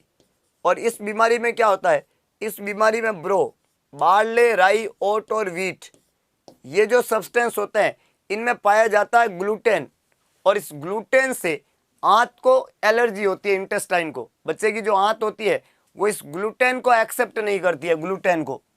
Gluten जो है वो व्हीट सब्सटेंस है जो बार्ले, राई, ओट और व्हीट में पाया जाता है। इस ग्लूटेन को बच्चे की आंत एक्सेप्ट नहीं करती है, रिजेक्ट करती है, और बच्चा जो है उसकी स्मॉल इंटेस्टाइन को, छोटी वाली आंत को इस ग्लूटेन से एलर्जी होती है, और उसकी वजह से छोटी वाली आंत के जितने भी अंदर कंगी है, जितने भी अंदर विलाई है, वो सारे डेस्ट्रॉय हो जाएंगे। तो बच्चा जो भी खाएगा वो सीधा का सीधा बाहर आ जाएगा, उसमें से कुछ भी एब्जॉर्प्शन नहीं होगा। इसलिए इस बीमारी को हम नाम देते हैं माल एब्जॉर्प्शन। क्या बोलते हैं इस बीमारी को? माल एब्जॉर्प्शन। तो ये सिलाइक डिजीज ऐसी बीमारी होती है जिसमें गेहूं से एलर्जी होती है। जैसे लैक्टोज इंटॉलरेंस में दूध से प्रॉब्लम है, इस बीमारी में गेहूं से एलर्जी होती है, गेहूं से। सिलाइक, बार्ले, राई, ओट और व्हीट, इनसे प्रॉब्लम है, तो बच्चे के खाने में इनको अवॉइड करते हैं। बच्चे को बार्ले नहीं खिलाते हैं, राई, ओट और व्हीट, इनसे बने हुए प्रोडक्ट कैंसिल करते हैं। इस बात का आपको ध्यान रखना है।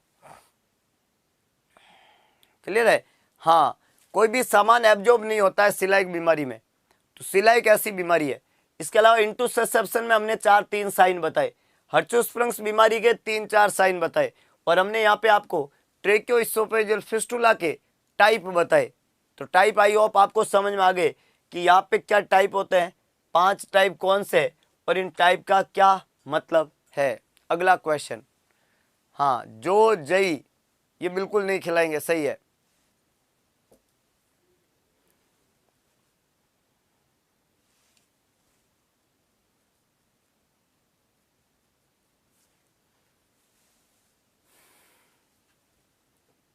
अगला सवाल है प्यारे दोस्तों, एक माँ है 2 वर्ष के बच्चे को लेकर अस्पताल आती है, बच्चे को 2 दिन से दस्त है। माँ है, 2 साल का बच्चा है, लेके अस्पताल लेके आती है और बच्चे को 2 दिन से दस्त है। आप उससे सम डिहाइड्रेशन, थोड़ा निर्जलीकरण बताते हैं, तो उसे कितना प्रतिशत निर्जलीकरण है?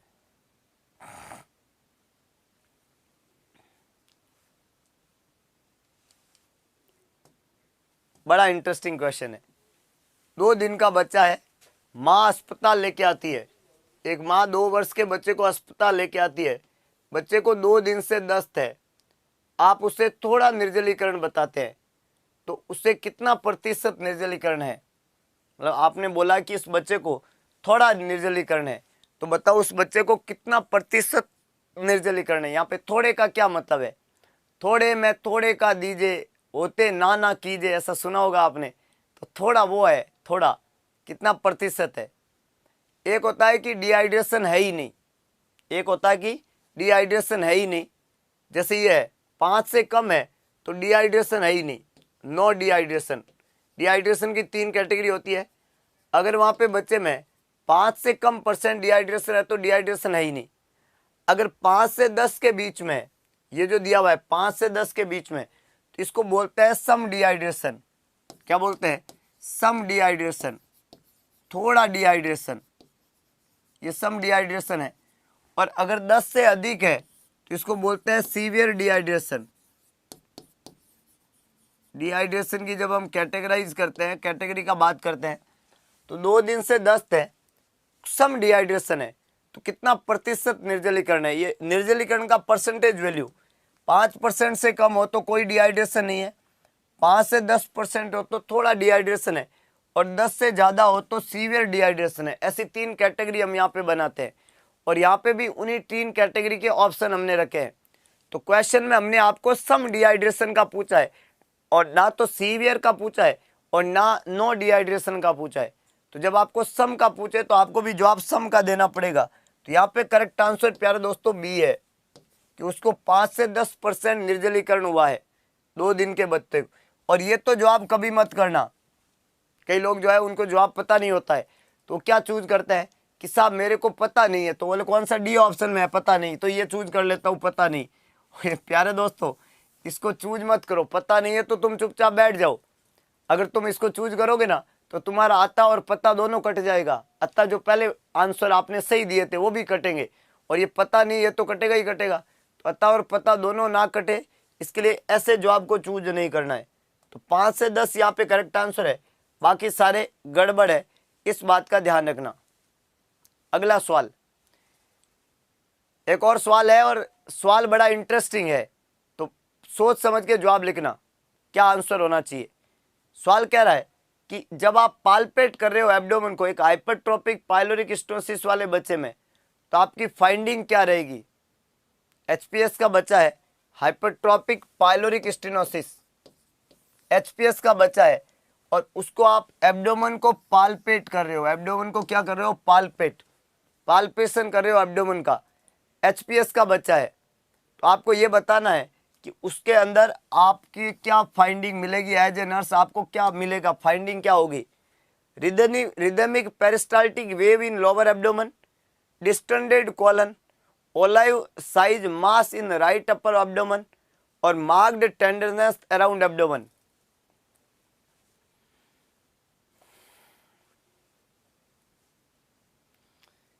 कमेंट बॉक्स जो है ना वो रापेल से बिल्कुल भी धीरे नहीं चलना चाहिए, स्पीड होनी चाहिए प्यारे दोस्तों, स्पीड एकदम तेजी और पूरा जोश और उत्साह, क्योंकि आज हर तरह के सवाल यहाँ पे आपको मिलने वाले हैं।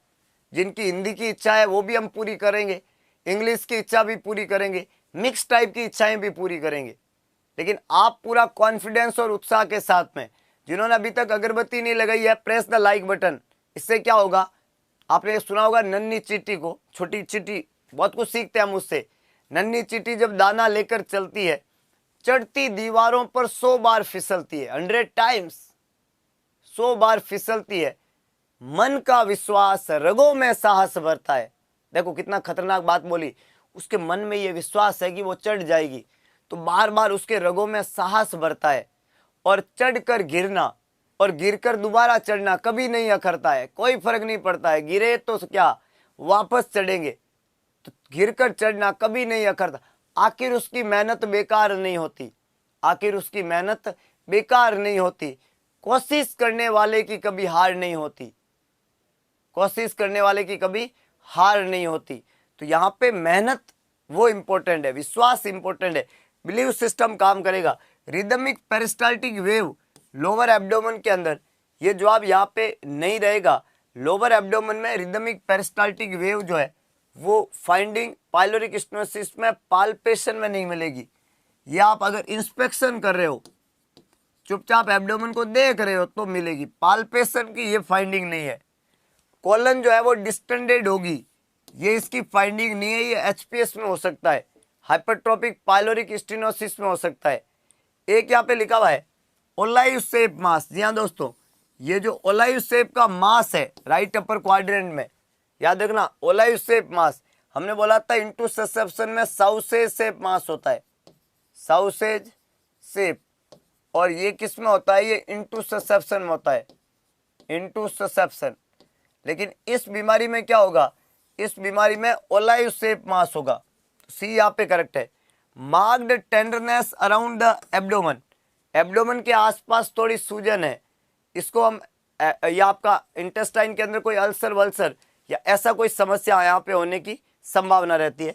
यहाँ पे जो मास पाल्पेट होगा आपको, उसको ओलाइव शेप मास कहते हैं। ओलाइव शेप मास कहाँ होगा, राइट अपर क्वाड्रेंट में। बीमारी कौन सी डायग्नोस हो जाएगी, पाइलोरिक स्टेनोसिस, बहुत आसान है, एक बड़ी जबरदस्त बीमारी है और वहाँ पे पाइलोरिक मसल की हाइपरट्रोफी होने से एक ओलाइव शेप का मास पाल्पेट होगा। अगला क्वेश्चन,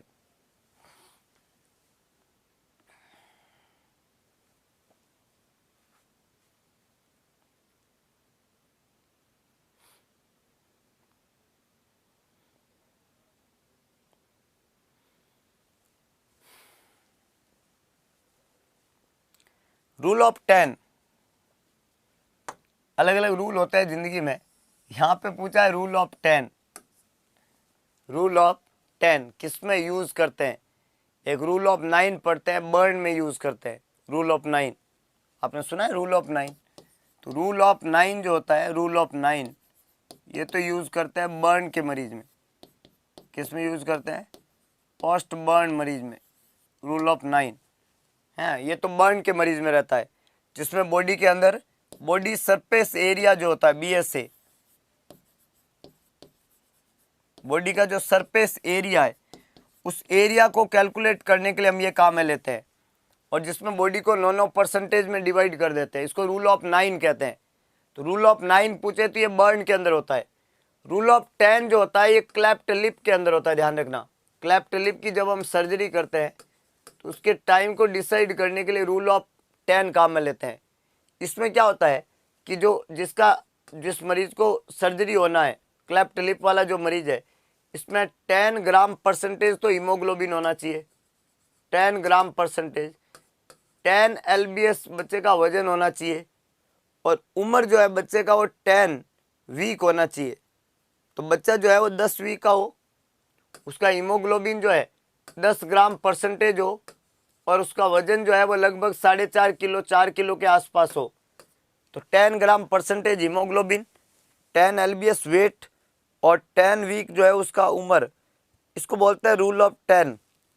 रूल ऑफ 10 किस में काम में लेते हैं? क्लेफ्ट लिप की सर्जरी में। और क्लेफ्ट लिप की सर्जरी को क्या नाम देते हैं? क्लेफ्ट लिप की सर्जरी को नाम देते हैं चिलियोप्लास्टी। इसकी जो सर्जरी की जाएगी इसको नाम देते हैं चिलियोप्लास्टी। और प्यारे दोस्तों, ये जो चिलियोप्लास्टी सर्जरी करते हैं, टाइमिंग रहता है एज अर्ली एज पॉसिबल, और पोस्ट सर्जरी पोजीशन, एग्जाम में एक और पूछा जाता है, पोस्ट सर्जरी पोजीशन कौन सा देंगे? 3 बातें होती है। रूल ऑफ 10 पूछे तो क्लेफ्ट लिप से संबंधित है। रूल ऑफ 10 में क्या होता है? तो 10 gram percentage haemoglobin, 10 LBS weight होना चाहिए, और 10 वीक का बच्चा होना चाहिए। इसको रूल ऑफ 10 कहते हैं। सर्जरी का नाम क्या है? तो सर्जरी का नाम है चिलियोप्लास्टी। और सर्जरी के बाद में पोजीशन कौन सा देंगे? तो पोजीशन देते हैं प्यारे दोस्तों नॉन ऑपरेटिव साइड में लेटरल पोजीशन। ध्यान रखना, पोजीशन कौन सा देते हैं? नॉन ऑपरेटिव साइड में, नॉन ऑपरेटिव साइड में, ऑपरेटिव साइड में लेटरल पोजीशन। कौन सा पोजीशन? लेटरल। जैसे मान लो अगर क्लेफ्ट लिप हुआ है, क्या हुआ है? अगर क्लेफ्ट लिप है तो कौन सा पोजीशन देंगे? जैसे राइट साइड का क्लेफ्ट लिप है तो लेफ्ट लेटरल पोजीशन दे देंगे। लेफ्ट साइड का क्लेफ्ट लिप का ऑपरेशन हुआ है तो राइट लेटरल पोजीशन दे देंगे। साइड लाइन पोजीशन लेटरल, और लेफ्ट या राइट तो राइट दे दी। अच्छा, दोनों ही साइड में लिप कटे हुए थे और ऑपरेशन किया तो सीधा सुला दो सुपाइन पोजीशन, बाईलेटरल हो तो जो एक साइड में हो, जब वो यूनिलैटरल हो तो नॉन ऑपरेटिव साइड में लेटरल पोजीशन दे दो। और अगर ये बाईलेटरल सर्जरी हुई है, बाईलेटरल हुई है तो सुपाइन पोजीशन दे दो। कौन सा पोजीशन? सुपाइन। ये क्लेफ्ट लिप की सर्जरी के बाद की पोजीशन की बात कर रहे हैं हम। एक यहाँ पे लिखा हुआ है इम्परफोरेटेड एनस।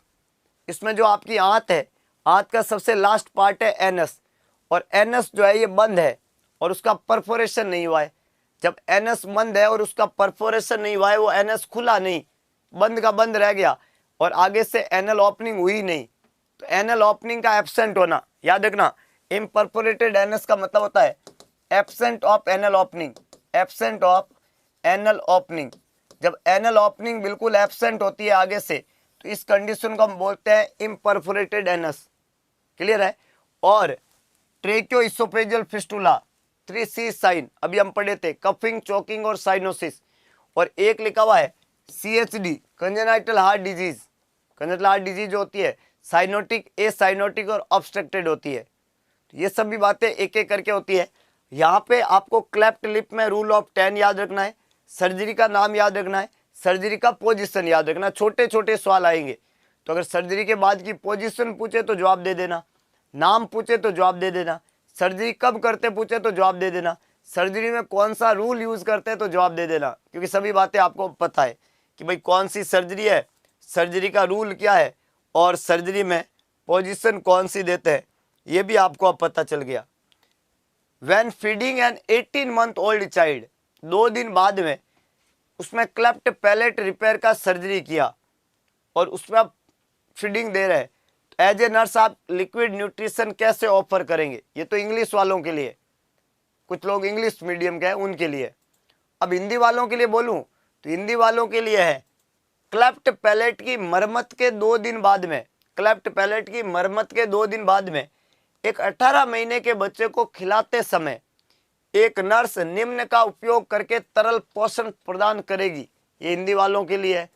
जो मिक्स वाले हैं दोनों को मिक्स कर करके पढ़े, एक लाइन वो पढ़े, दूसरी ये पढ़े, तीसरी ये पढ़े। सभी बातें हम लेके आए आप लोगों के लिए, क्योंकि आप लोगों का आंसर देना ही हमारी आखिरी उम्मीद है। आप ही हमारी उम्मीद हो, आप ही हमारे CHO हो और आप ही इस दुनिया में बेहतर कर सकते हो। तो अपने आप को पूरा कॉन्फिडेंट करें और पूरे जोश और उत्साह के साथ में जॉब लिखे। 2 बातें हमने बोल दी, हिंदी और इंग्लिश, और बाकी चाइनीस वाइनीस में किसी को समझ ना हो तो उस भाषा में भी समझ सकते हैं। बताओ सभी लोग जवाब लिखो, क्या आंसर होना चाहिए? हाँ,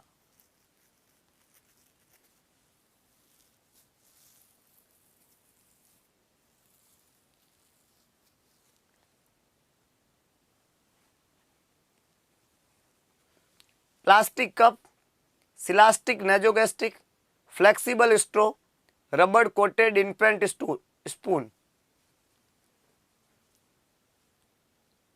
बहुत बढ़िया, बहुत बढ़िया। देखो, ऑपरेशन के बाद में जब भी बच्चे को हम फीडिंग कराएंगे, क्लेफ्ट पैलेट की मरम्मत के बाद में, क्लेफ्ट पैलेट की मरम्मत वाली सर्जरी को नाम देते हैं पैलेटोप्लास्टी। क्या बोलते हैं? पैलेटोप्लास्टी। या इसी सर्जरी का एक और नाम है स्टेफाइलोरेपी।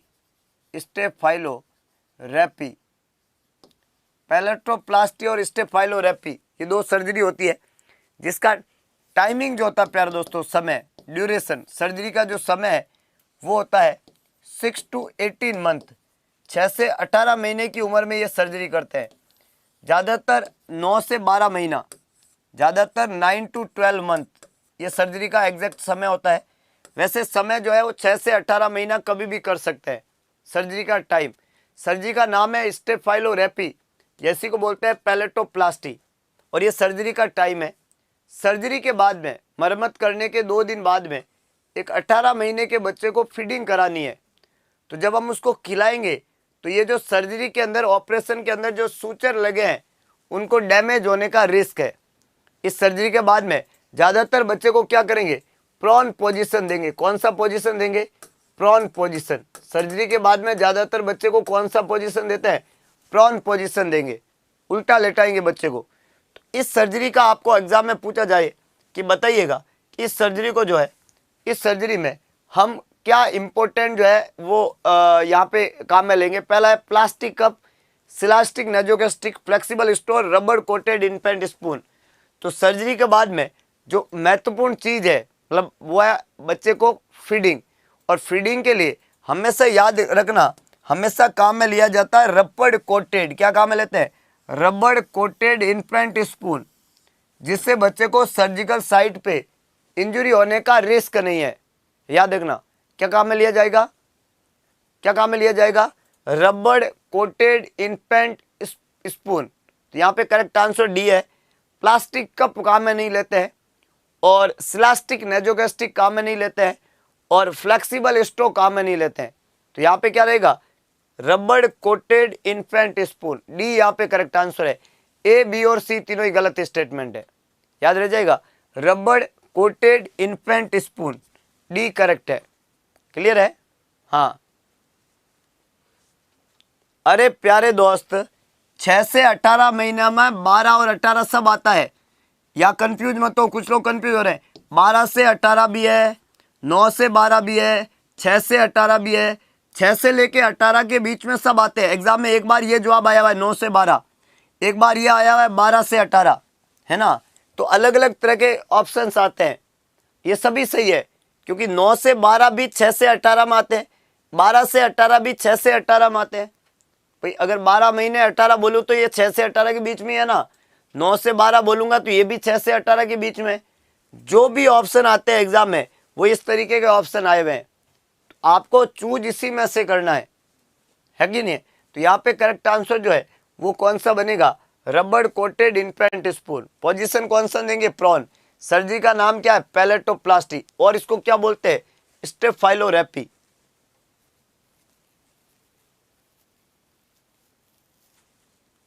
नहीं, प्लास्टिक कप काम में नहीं लेना है, प्लास्टिक कप काम में नहीं लेना है। उसकी जगह आपको रबड़ कोटेड होना चाहिए इनफेंट स्पून। ये सबसे अच्छा फीडिंग का तरीका है, रबड़ कोटेड इनफेंट स्पून। बहुत बढ़िया, समझ में आ गया ना? बहुत बढ़िया। अगला क्वेश्चन, तरल पदार्थ। हाँ, तरल पदार्थ दे रहे हैं, तरल पदार्थ, वेरी गुड। आप तरल दे दो, बढ़िया दे दो, कोई भी पदार्थ दो, देना है बस, और अगरबत्ती लगाते रहना है, क्योंकि इससे आप में विश्वास आएगा, जुनून पैदा होगा, जोश पैदा होगा, और ये जुनून ही आपकी सफलता का कारक बनेगा। लगा दे आग पानी में, जवानी उसे कहते हैं। क्या? लगा दे आग पानी में, जवानी उसे कहते हैं। और जो सीनलेस सिलेक्शन, कहानी उसे कहते हैं। तो खुद के आंसुओं से लिखने, खुद का इतिहास लिखना है, तो अपने आप में एक जोश और जुनून पालना पड़ेगा। जो मंजिल है ना, वो मंजिल उसी को मिलती है जिसके पैरों में जान होती है, और हौसला उसका सबसे बड़ा हथियार है आपका, जो मंजिल तक पहुंचाएगा। एक बार मंजिल और हौसले का आमना सामना हो गया, तो मंजिल ने हौसले से कहा, तेरे बस की बात नहीं। मंजिल जो थी उसने हौसले से कहा, तेरे बस की बात नहीं। हौसले ने मंजिल की आंखों में आंखें डाल के बोला, चल झूठी, तेरी इतनी औकात नहीं। तो अगर आप अपनी मंजिल को औकात दिखाना चाहते हो, तो हौसला या हिम्मत तो करनी पड़ेगी दोस्तों। हिम्मत करोगे तो कुछ भी नहीं मुश्किल इस दुनिया में। सिर्फ हिम्मत कर, तू जरा हिम्मत तो कर। ख्वाब बदलेंगे हकीकत में, क्योंकि हमने ख्वाब देखा है सफलता का। ख्वाब बदलेंगे हकीकत में, तू जरा कोशिश तो कर। अपनी कोशिश में इतनी शिद्दत होनी चाहिए कि सफलता खुद पैरों पे आके गिरे। तो ये कोशिश जो है वही आपको सफल बनाएगी। कैसे? ये तरीके से। तो सवाल ये बड़ा इंटरेस्टिंग है कि डायरिया से संबंधित है, दस्त से संबंधित क्या है? जो आप बताओ, दस्त से संबंधित क्या है? पहला लिखा हुआ है निमोनिया, उच्च रक्तचाप, डिसेंट्री और जॉन्डिस। दस्त से संबंधित है, ऐसा हमने यहां पे पूछा। अगर किसी को दस्त लग रही है, बहुत छोटा, बहुत इंटरेस्टिंग बात है, अगर कोई मरीज है और उसको दस्त लग रही है, तो पहला लिखा हुआ है निमोनिया। तो निमोनिया दस्त से संबंधित नहीं है, याद रखना, याद रखना। निमोनिया दस्त से संबंधित नहीं है, क्योंकि निमोनिया तो फेफड़े की बीमारी है। अब किसी को निमोनिया और दस्त हो, ऐसे थोड़ी होता है कि भाई खांसी भी आ रही है और दस्त भी हो रही है। ऐसा तो बहुत गड़बड़ हो जाएगा आदमी के साथ में। तो निमोनिया का संबंध दस्त से नहीं है। हाइपरटेंशन, किसी को बीपी ज्यादा है तो दस्त नहीं, बीपी का संबंध दस्त से ही है। दस्त का एक भयंकर रूप है कि दस्त जब आदमी को लगती है तो कभी कभी उसका जो स्टूल है उसके साथ में ब्लड आने लग जाता है। तो ब्लडी स्टूल अगर आने लग जाए दस्त में, आदमी को दस्त लग रही है और साथ में ब्लड आने लग जाए, दैट इज ब्लडी स्टूल, उसको बोलते हैं डिसेंट्री। डायरिया अपने गंभीर रूप में जब होता है तो उसको क्या बोलते हैं? डिसेंट्री। तो डिसेंट्री जो वर्ड है, डिसेंट्री, ये है ब्लडी स्टूल। इसको क्या बोलते हैं? Bloody stool, bloody stool. तो दस्त के साथ में, स्टूल के साथ में जब ब्लड आने लग जाए तो उसको डिसेंट्री कहते हैं। जॉन्डिस ये नहीं है, जॉन्डिस ये नहीं है। जॉन्डिस जो होता है वो येलो डिस्कलरेशन ऑफ स्किन है, याद रखना। जॉन्डिस किसको बोलते हैं? Yellow discoloration, yellow discoloration, coloration of skin. हमारी जो त्वचा है, स्किन है, वो अगर पीली हो जाए तो उसको जॉन्डिस कहते हैं, या इसको पीलिया कहते हैं। क्या बोलते हैं? पीलिया। पीलिया मतलब पीले कलर का जो स्किन है उसको पीलिया कहते हैं। भूरे कलर का हो तो भूरिया, काले कलर का हो तो कालिया, लीले कलर का हो तो लीलिया, हाँ लाल कलर का हो तो लालिया, और पीले कलर का हो तो पीलिया। तो ये जो पीलिया है, ये जो पीलिया है, ये कब होता है? जब बिलीरुबिन बढ़ जाता है स्किन में। क्या बढ़ जाता है? बिलीरुबिन। बिलीरुबिन का लेवल जब बढ़ जाता है और ये 5 mg/dl से ज़्यादा हो जाता है और स्किन का कलर येलो हो जाता है, तो उसको पीलिया कहते हैं। अब पीलिया हो गया है, इसका पता कैसे चलेगा? इसका पता चलेगा प्यारे दोस्तों जब हम स्क्लेरा को असेस करेंगे। स्क्लेरा, स्क्लेरा जो है वो येलो हो जाता है। याद रखना, अगर किसी ने पी लिया यानी अल्कोहल का सेवन किया, तो alcohol is the most common cause of पीला कलर। तो पीलिया जो है वो पीने से होता है, और इसमें स्क्लेरा का कलर कैसा दिखता है? येलो, पीले कलर का स्क्लेरा। वो आपने सुना होगा कि सबसे पहले पीलिया कहाँ दिखेगा? तो पीलिया दिखेगा आंख के व्हाइट एरिया कैसा हो जाए? पीला हो जाए। देखो, जब जब देखूं मैं बना सारी लाल पीली अखियां, मैं डरा कोनी सा भले ही काटो अखियां, ऐसा आपने सुना होगा। तो बनासा की जो लाल पीली अखियां है, इसका मतलब बनासा इज सफरिंग फ्रॉम पीलिया, है ना। किससे सफर कर रहे हैं? पीलिया। लाल पीली अखियां मतलब येलो स्क्लेरा। तो पीलिया में सबसे पहले कहाँ होती है? यहाँ पे। और येलो कलर, और ये जो स्क्लेरा है, ये जो येलो कलर हुआ, ये येलो कलर जो है वो डिस्टेंडेड होता है और ये पेरिफ्री में जाता है। पहले ये सेंटर में होता है, फिर ये कहा जाता है पेरिफ्री में। और पेरिफ्री में जाते जाते जब बनासा के हाथ पीले हो जाते हैं, बहुत इंटरेस्टिंग बात है कि अखियां जो है इनका पीला होना तो प्रॉब्लम नहीं है, लेकिन अगर हाथ पीले हो जाए तो बनासा के लिए बहुत डेंजर मामला हो गया है। क्योंकि हाथ पीले दो जगह पे खतरनाक होते हैं। एक तो बनासा पैदा होते ही हाथ पीले करके आगे, और दूसरा बनासा के जब 25 साल की उम्र में हाथ पीले होते ना, वो भी बनासा के लिए डेंजर ही है मामला। तो पीलिया बहुत डेंजर है, और इसकी शुरुआत जो है वो हमेशा सेंटर से होती है, आंख से होती है, और ये पेरिफ्री में जाता है, और हाथ जो है वो भी पीले हो जाते हैं पीलिया में। इस बात का हमेशा ध्यान रखना। तो यहाँ पे करेक्ट आंसर जो है वो पेचिस रहेगा, डिसेंट्री रहेगा। बाकी का संबंध डायरिया से नहीं है। सवाल ने बोला कि भाई डायरिया किससे संबंधित है, तो जवाब था ये सभी बातें। हाँ, सभी लोग जवाब लिखे। हाँ, हाथ पीले हो जाएंगे जब 15 mg/dl से ज्यादा हो जाएगा, बिल्कुल सही है। और दिमाग भी पीला हो जाता है कभी कभी, जब 20 से ज्यादा हो जाता है मामला, तो दिमाग भी पीला हो जाता है। तो लगा दीजिए एक नया जोश और उत्साह। और जितने भी हमारे 2000 रसगुल्ले हैं, आंकड़ा बिल्कुल नया लग जाना चाहिए भाई। तो जिन्होंने अभी तक अगरबत्ती नहीं लगाई है, 1 मिनट का समय दूंगा, press the like button, make your self confident. बिल्कुल नया आंकड़ा। अगर आप कुछ नया सीख रहे हो तो आप दुनिया के बेहतरीन प्लेटफॉर्म पे हो। नर्सिंग का एकमात्र प्लेटफॉर्म जो हमेशा क्वालिटी स्टडी देता है, हमेशा आप लोगों को आगे बढ़ने के लिए प्रोत्साहित करेगा। और ये विश्वास दिलाता हूं मैं इस प्लेटफॉर्म से कि हम बेहतर करेंगे, हम बढ़िया करके अचीवमेंट करेंगे लाइफ में, क्योंकि हम एक मेहनत करने वाले लोग हैं। मेहनत और जुनून से दुनिया ने बहुत कुछ पाया है, और हम भी उसी दुनिया का पार्ट है, और हम भी इसी प्रोसेस से गुजरेंगे। हम मेहनत पे विश्वास करने वाले लोग हैं, और अलबेले और अनोखे तरीकों से हम बेहतरीन करने वाले हैं। और एक जबरदस्त सेशन के थ्रू हम बहुत कुछ अचीव करने वाले हैं लाइफ में, एक छोटे क्वेश्चंस के साथ में। और आप सभी लोगों का दिल से शुक्रिया ऐसा प्यार और उत्साह दिखाने के लिए। किसी ने मुझसे पूछा कि सर सुबह 6 बजे कैसे क्लास स्टार्ट कर देते हो, इसके लिए 4 बजे उठना पड़ता होगा। मैंने कहा 4 क्या, हम सोते भी नहीं है अगर ऐसा प्यार मिले तो।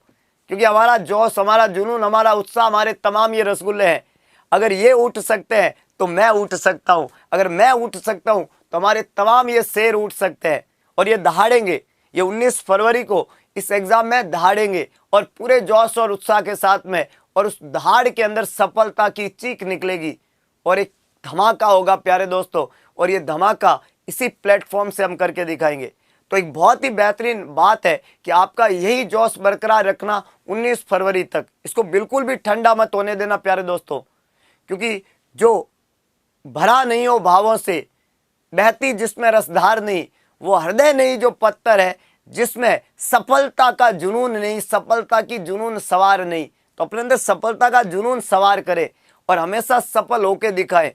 तो यहाँ पे है कौन सी कंडीशन? Projectile vomiting. बड़ा सिंपल था, पाइलोरिक स्टेनोसिस। ये जो पाइलोरिक स्टेनोसिस है, ये सफलता मतलब प्रोजेक्टाइल वॉमिटिंग का एक पहला कारण था। पाइलोरिक स्टेनोसिस में लोअर वाला जो चौकीदार है वो नैरो हो जाता है, तो इसको हम क्या बोलते हैं? पाइलोरिक स्टेनोसिस कहते हैं। इंटुससेप्शन, मेगा कोलन या ड्यूडिनल एट्रेशिया में ऐसा कुछ भी नहीं होता है। इंटुससेप्शन को हम पढ़ चुके हैं कि टेलीस्कोपिंग ऑफ द इंटेस्टाइन होता है, और मेगा कोलन में हम पढ़ चुके हैं कि आंत जो है वो साइज में बड़ा हो जाता है, इसको मेगा कोलन कहते हैं, जो इंटुससेप्शन से ही है। और एक यहाँ पे लिखा हुआ है ड्यूडिनल एट्रेशिया, जिसमें ड्यूडिनम जो है वो थोड़ा क्या हो जाता है? कॉन्स्ट्रिक्ट हो जाता है। तो यहाँ पे करेक्ट आंसर क्या रहेगा प्यारा दोस्तों? वो है आपका pyloric stenosis. Lower oesophageal sphincter का जो पाइलोरिक स्फिंक्टर का नैरो हो जाना और उसकी वजह से एक प्रेशर वाली वॉमिटिंग होना। हाँ बिल्कुल। अगला क्वेश्चन है, in gluten intolerance the following is not recommended. अभी बहुत सिंपल तरीके वाला सवाल, हमने इसको सिलाइक डिजीज बोला अभी थोड़ी देर पहले। हाँ याद रखना, हमने थोड़ी देर पहले इसको क्या बोला, इसको हमने थोड़ी देर पहले बोला सिलाइक डिजीज। कौन सी बीमारी? सिलाइक वाली बीमारी, सिलाइक बीमारी बोला, या इसी को ग्लूटेन एंट्रोपैथी बोलते हैं हम। इसी को हम क्या बोलते हैं? Gluten enteropathy, gluten enteropathy, enteropathy. अच्छा, इसको एक और नाम दिया था हमने, malabsorption syndrome, malabsorption syndrome. तो माल एब्जॉर्प्शन सिंड्रोम बोलूं, ग्लूटेन एंटेरोपैथी बोलूं, सिलाइक वाली बीमारी बोलूं, ग्लूटेन इंटॉलरेंस बोलूं, ये सभी बातें एक ही है। अब इनके अंदर जो मरीज है उसको जिस चीज से प्रॉब्लम है वो प्रॉब्लम है ग्लूटेन। ग्लूटेन जो है यहाँ दिक्कत करेगा, यहाँ जो दिक्कत करने वाला है वह है ग्लूटेन। और ये ग्लूटेन क्या है? ग्लूटेन बार्ले, राई, ओट और वीट, हमने बताया था ये बार्ले, राई, ओट और वीट में पाया जाने वाला एक सब्सटेंस है। ग्लूटेन एक सब्सटेंस है, एक प्रोटीन सब्सटेंस है जो बार्ले में पाया जाता है, राई में पाया जाता है, ओट में पाया जाता है, वीट में पाया जाता है ना, वीट में पाया जाता है, राई में होता है, ओट में होता है, इन सब में ग्लूटेन होता है। तो ये सभी चीजें जो है वो नॉट रिकमेंडेशन में आएगी। जिसको भी ग्लूटेन वाला प्रॉब्लम है उसको बार्ले, राई, ओट, वीट ये सब अवॉइड करते हैं। तो ये सभी बातें उसके अंदर क्या की जाएगी? अवॉइड। तो करेक्ट आंसर प्यारे दोस्तों डी बनेगा, ऑल ऑफ दी अबव। ना तो उसको बार्ले देंगे, ना उसको राई देंगे, ना उसको ओट देंगे, ना उसको वीट देंगे, क्योंकि इसमें से अगर आप कुछ भी देते हो तो उसको दिक्कत होगा। तो we just avoid the barley, rye, oat and wheat. तो ग्लूटेन जो है उसका एंटेरोपैथी वहां पे आपको ध्यान रखना है इस बात का। अगला क्वेश्चन, बहुत अच्छे, बहुत ही शानदार। अगला सवाल प्यारे दोस्तों, सभी लोग जवाब लिखे, क्या आंसर होना चाहिए? एमसीक्यू बैच, सभी बैच, बहुत जल्दी बैच, जो जो बैच होगा आपको बताते रहेंगे। आप तो बस जमे रहे और दहाड़ते रहे, क्योंकि आपकी दहाड़ी सफलता का राज बनेगी। बाकी बैच वैच हम पे छोड़ दीजिए। हाँ बहुत बढ़िया। बच्चों में निर्जलीकरण के उपचार के लिए WHO ने कितने प्लान बताए हैं? WHO ने बच्चे में निर्जलीकरण के उपचार के कुछ प्लान बताए हैं। तो कितने प्लान बताए हैं? 2, 3, 5 और 7। जो बच्चा है, जो रसगुल्ला है, जो नया नया बर्थ हुआ है और जिसको डायरिया हो रहा है, उसमें निर्जलीकरण की संभावनाएं लग रही है। निर्जलीकरण मतलब डिहाइड्रेशन। डायरिया वाले बच्चे में डिहाइड्रेशन होने की रिस्क है। उसके प्रिवेंशन के लिए WHO ने कुछ प्लान बताए, उपचार के लिए WHO ने कुछ प्लान बताए। तो कितने प्लान बताए? 2 बताए, 3 बताए, 5 बताए। जिनको 5 बताए वो हमें भी बताए भाई WHO ने क्या बताया आपको अलग से। हाँ, जिनको 5, निमोनिया का कंफर्मेटिव टेस्ट होता है प्यारे दोस्तों, स्पुटम कल्चर। कोई भी बैक्टीरियल डिजीज होती है ना फेफड़े की, जैसे टीबी है, निमोनिया है, जिसमें बैक्टीरिया की संभावना होती है, उसमें स्पुटम का कल्चर कराते हैं। और स्पुटम के कल्चर में वो बैक्टीरिया हमारी पकड़ में आएगा कि कौन सा बैक्टीरिया है। हाँ, तो प्यारे दोस्तों जब हम बात करते हैं, WHO ने डिहाइड्रेशन का जो उपचार बताया उसमें उन्होंने 3 प्लान बताए कि या तो डिहाइड्रेशन है ही नहीं, या कुछ डिहाइड्रेशन है, या सीवियर डिहाइड्रेशन है। तीन बातें हम बोलते हैं कि भाई या तो डिहाइड्रेशन है ही नहीं, नो डिहाइड्रेशन, या कुछ है सम, या सीवियर है। ऐसे 3 तरीके से हम मैनेज करते हैं। है ही नहीं, उसके साइन अलग होते हैं, सब कुछ नॉर्मल होता है। जैसे ओरल म्यूकोसा जो होती है वो मॉइस्ट होती है ना, मॉइस्ट ओरल म्यूकोसा। अगर है ही नहीं तो moist oral mucosa, moist oral mucosa जो होती है वो मॉइस्ट होती है। और जो आई है, आई वो नॉर्मल रहती है ना, उसमें कोई सुकन वुकन नहीं है, कोई मॉइस्ट ओरल म्यूकोसा है, नॉर्मल वाटर इनटेक है, नॉर्मल यूरिन आउटपुट है, सब नॉर्मल होता है। जब थोड़ा बहुत डिहाइड्रेशन होता है तो ओरल म्यूकोसा ड्राई होने लगता है, आँख जो है वो थोड़ी संकन होने लगती है, यूरिन आउटपुट थोड़ा डिक्रीज हो जाता है, और जो फॉन्टेनल होते हैं वो थोड़े डिस्टर्ब होते हैं, अगर बच्चा बहुत ज़्यादा छोटा है तो संकन टाइप के होते हैं। तो ये सब डिहाइड्रेशन के साइन है। और बच्चा बहुत ज़्यादा पानी पीता है, एक्सेसिव ड्रिंक, है ना, बच्चा पानी ज़्यादा पीता है, ड्रिंक ज़्यादा करता है। सीवियर डिहाइड्रेशन की जब हम बात करते हैं तो यहाँ पे बहुत ही मार्क्ड ओरल म्यूकोसा का ड्राइनेस होता है, बहुत ही ज़्यादा संकन वहाँ पे आई देखने को मिलती है, बहुत ही ज़्यादा स्किन जो है वो टर्गर जो है वो लॉस कर देती है, स्किन जो है वो बहुत ज़्यादा लॉस टर्गर वाली बन जाती है, बहुत ही ज़्यादा वहाँ पे बच्चे में इरिटेबिलिटी होनी शुरू हो जाती है, और बच्चा जो है वो बिल्कुल पानी पीना बंद कर देता है, नो एक्सेप्टिंग फीड, कोई पानी वानी तो पीता ही नहीं है बच्चा। ऐसी जब समस्या होती है तो उसको हम सीवियर डिहाइड्रेशन कहते हैं, एकदम लेथार्जी हो जाता है बच्चा, बेहोश की हालत में चला जाता है बच्चा। तो सभी का अलग अलग मैनेजमेंट है कि यहाँ पे यहाँ पे यहाँ पे जैसे बच्चा सिम्टम लेके आया कि उसमें डिहाइड्रेशन है ही नहीं, या कुछ डिहाइड्रेशन है, या बहुत ज़्यादा डिहाइड्रेशन है, ऐसा कुछ भी बच्चा अलग अलग चीज़ें लेके आया तो उसके आधार पे हम बच्चे का अलग अलग मैनेजमेंट करते हैं। तो यहाँ पे जो मैनेजमेंट है वो रहेगा इसके आधार पे। तो 3 प्लान वहाँ पे WHO ने अलग अलग तरह के बताए। बच्चे में जब डिहाइड्रेशन होता है तो according to the dehydration category, either there is no dehydration, ये एक कैटेगरी है, either there is some dehydration, something something, कुछ कुछ थोड़ा थोड़ा डिहाइड्रेशन है तो अलग मैनेजमेंट है, और वहाँ पे डिहाइड्रेशन है ही नहीं, सॉरी बहुत ज़्यादा है, सीवियर है, तो उसका अलग मैनेजमेंट है। तो माइल्ड डिहाइड्रेशन, नो डिहाइड्रेशन, सम डिहाइड्रेशन या सीवियर डिहाइड्रेशन, अलग अलग मैनेजमेंट करने जाएंगे उस बच्चे के लिए। एक ट्रेकियोइसोफेजियल फिस्टुला का बच्चा है और उसमें हम सस्पेक्ट करते हैं नियोनेट इमीडिएटली आफ्टर बर्थ, है ना, ये टॉफ का बच्चा है, ट्रेकियोइसोफेजियल फिस्टुला का बच्चा है, और should be suspected in A neonate immediately after birth if one of the following is present. मतलब इनमें कुछ ये जो सिम्टम दिए हैं, सवाल का मतलब समझो, ये जो सिम्टम दिए हैं इनमें से कौन सा सिम्टम दे के आप कहोगे कि बच्चे को ट्रेकियोइसोफेजियल फिस्टुला है। मतलब जो 4 सिम्टम दिए हुए हैं इनमें से कौन से सिम्टम को देख के आप ये बोलोगे कि ओ नो, हम बोलेंगे क्या हुआ, इसको तो ट्रेकियोइसोफेजियल फिस्टुला हो गया। हमने बोले क्या बात कर रहे हो, बोले हाँ, बोले कैसे पता चला, बोले हमें पता है, बोले कैसे, हम साइंस वाले बाबा है। तो ये साइंस वाले बाबा बताओ कैसे हुआ है ट्रेकियोइसोफेजियल फिस्टुला, ऐसा क्या देखा आपने उसमें कि आपको पता चल गया। बोले अगरबत्ती लगा के पूरे जोश और उत्साह और जुनून के साथ में पढ़ के आया हूँ, और उस जुनून में ये ताकत है कि मैं बता सकता हूँ कि इसको प्रॉब्लम क्या है। जैसे जॉन्डिस नहीं, ट्रेकियोइसोफेजियल फिस्टुला में जॉन्डिस नहीं होती है, और अगर जॉन्डिस हुई है तो ये अलग तरीके से होती है, जॉन्डिस होने का अलग कारण है, ये तो वायरल डिजीज है, ये तो हिपेटाइटिस में होती है, ये तो कोई न्यूबॉर्न बेबी में जन्म से होती है, फिजियोलॉजिकल पैथोलॉजिकल होती है। जॉन्डिस इस बीमारी में नहीं देखने को मिलती है। दूसरा, तो क्या बाइल स्टैंड वोमिटस, बोले नहीं, ये तो आंत में जब रुकावट होती है तब होती है।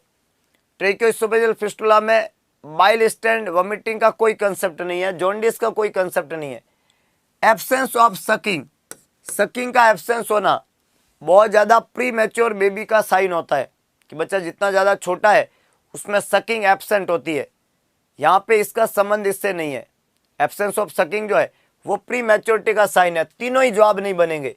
क्या जवाब बनेगा कि अगर कोई लेडी है, कोई बच्चा है, नियोनेट है, और ये बर्थ हुआ है, और बर्थ के बाद में अगर हम ये सस्पेक्ट करते हैं कि उसके अंदर टॉफ है, तो बच्चे में सिक्रीशंस, फ्रॉदिंग, ड्रूलिंग, है ना, 3C साइन, चॉकिंग, कफिंग, और ये ड्रूलिंग, एक्सेसिव अमाउंट में फ्रोदी सलाइवा अगर वहाँ पे आ रहा है माउथ से, तो इंडिकेट कर रहा है कि बच्चा किससे सफ़र कर रहा है, ट्रेकियोइसोफेजियल फिस्टुला या इसोफेजियल एट्रेशिया।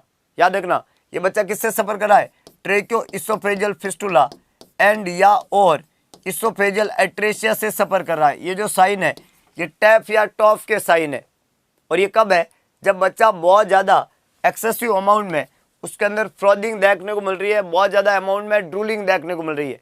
याद रखना, तो ड्रूलिंग, फ्रॉदिंग, कफिंग, चोकिंग, साइनोसिस, ये सब ट्रेकियोइसोफेजियल फिस्टुला या इसोफेजियल एट्रेशिया का मरीज में देखने को मिलता है। इस बात का ध्यान रखना है, याद रह जाएगा। हाँ, बहुत अच्छे। अगला क्वेश्चन जो है प्यारे दोस्तों वो है कि consumption of which dairy product can result in lactose intolerance. एक छोटा बच्चा जो है जिसको लैक्टोज इंटॉलरेंस है, लैक्टोज इंटॉलरेंस बच्चों में दूध की एलर्जी वाली एक बीमारी मैंने बताई, जिसमें मैंने बोला था कि लैक्टोज जो है जो मिल्क में पाया जाता है, लैक्टेज नाम के एंजाइम की कमी की वजह से, लैक्टेज नाम के एंजाइम की कमी की वजह से लैक्टोज कन्वर्ट नहीं हो पाता है ग्लूकोज और गैलेक्टोज में, इसको बोलते हैं लैक्टोज इंटॉलरेंस। हाँ, हमारे ब्रेस्ट मिल्क में IgA नाम की इम्यूनोग्लोबुलिन होते हैं, है ना, IgA। ठीक है प्यारे दोस्त, हमारे ब्रेस्ट मिल्क में IgA इम्यूनिटी होती है, IgA। ठीक है। हाँ, तो जब हम लैक्टोज इंटॉलरेंस की बात करते हैं तो कौन सा डेयरी प्रोडक्ट कंजप्शन से होगा?